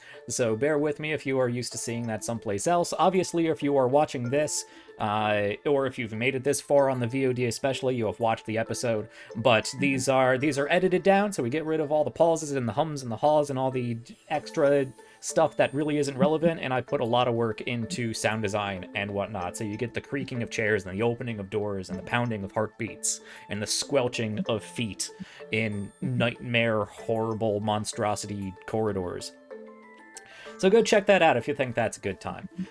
And hopefully more will be dropping probably every other week because editing takes a long time.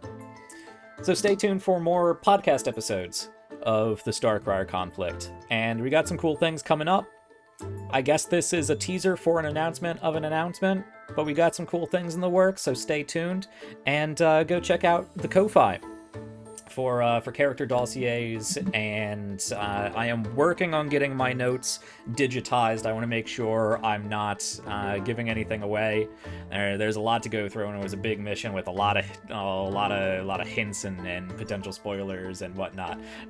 So stay tuned for some fun GM side of things over on Ko-Fi. You can check out some fun player side things over on Ko-Fi, and that all goes back into helping me help other indie TTRPG creators and adjacent field creators, so we can afford to hire musicians and artists and maybe editors, maybe other story writers, other people to just consult with about various things. So anything we get in for the channel, pretty much, I mean, it goes right back out into making this a better space and helping to support other content creators and the people who revolve around content creators. And I've worked with some great people already, and I'm very much looking forward to dropping some cool stuff in probably the next few weeks. We'll see.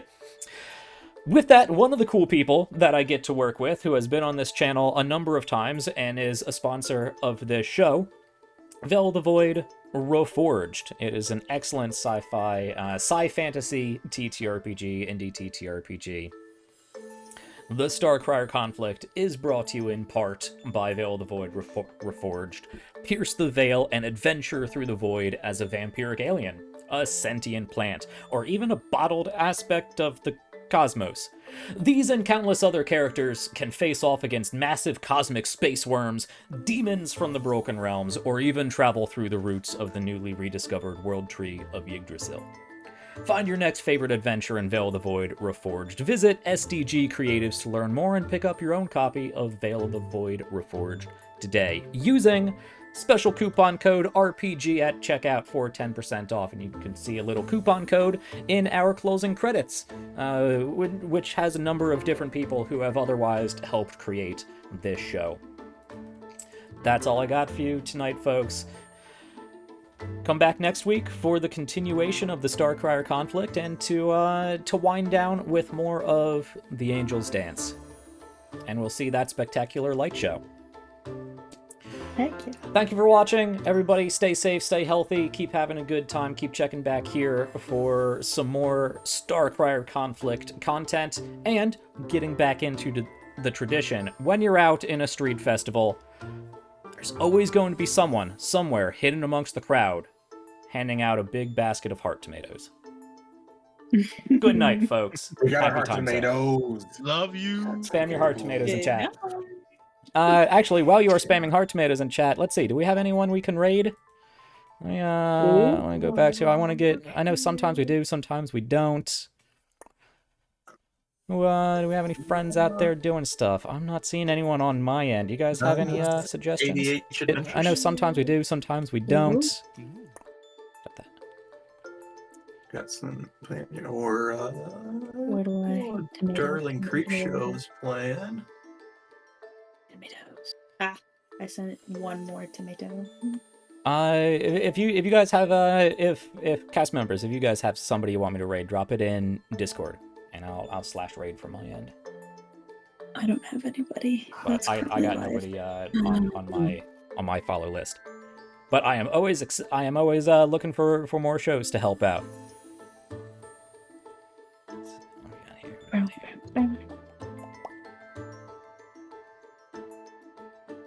While we're doing this, I'm gonna roll closing credits, but stick around because we might be raiding somebody.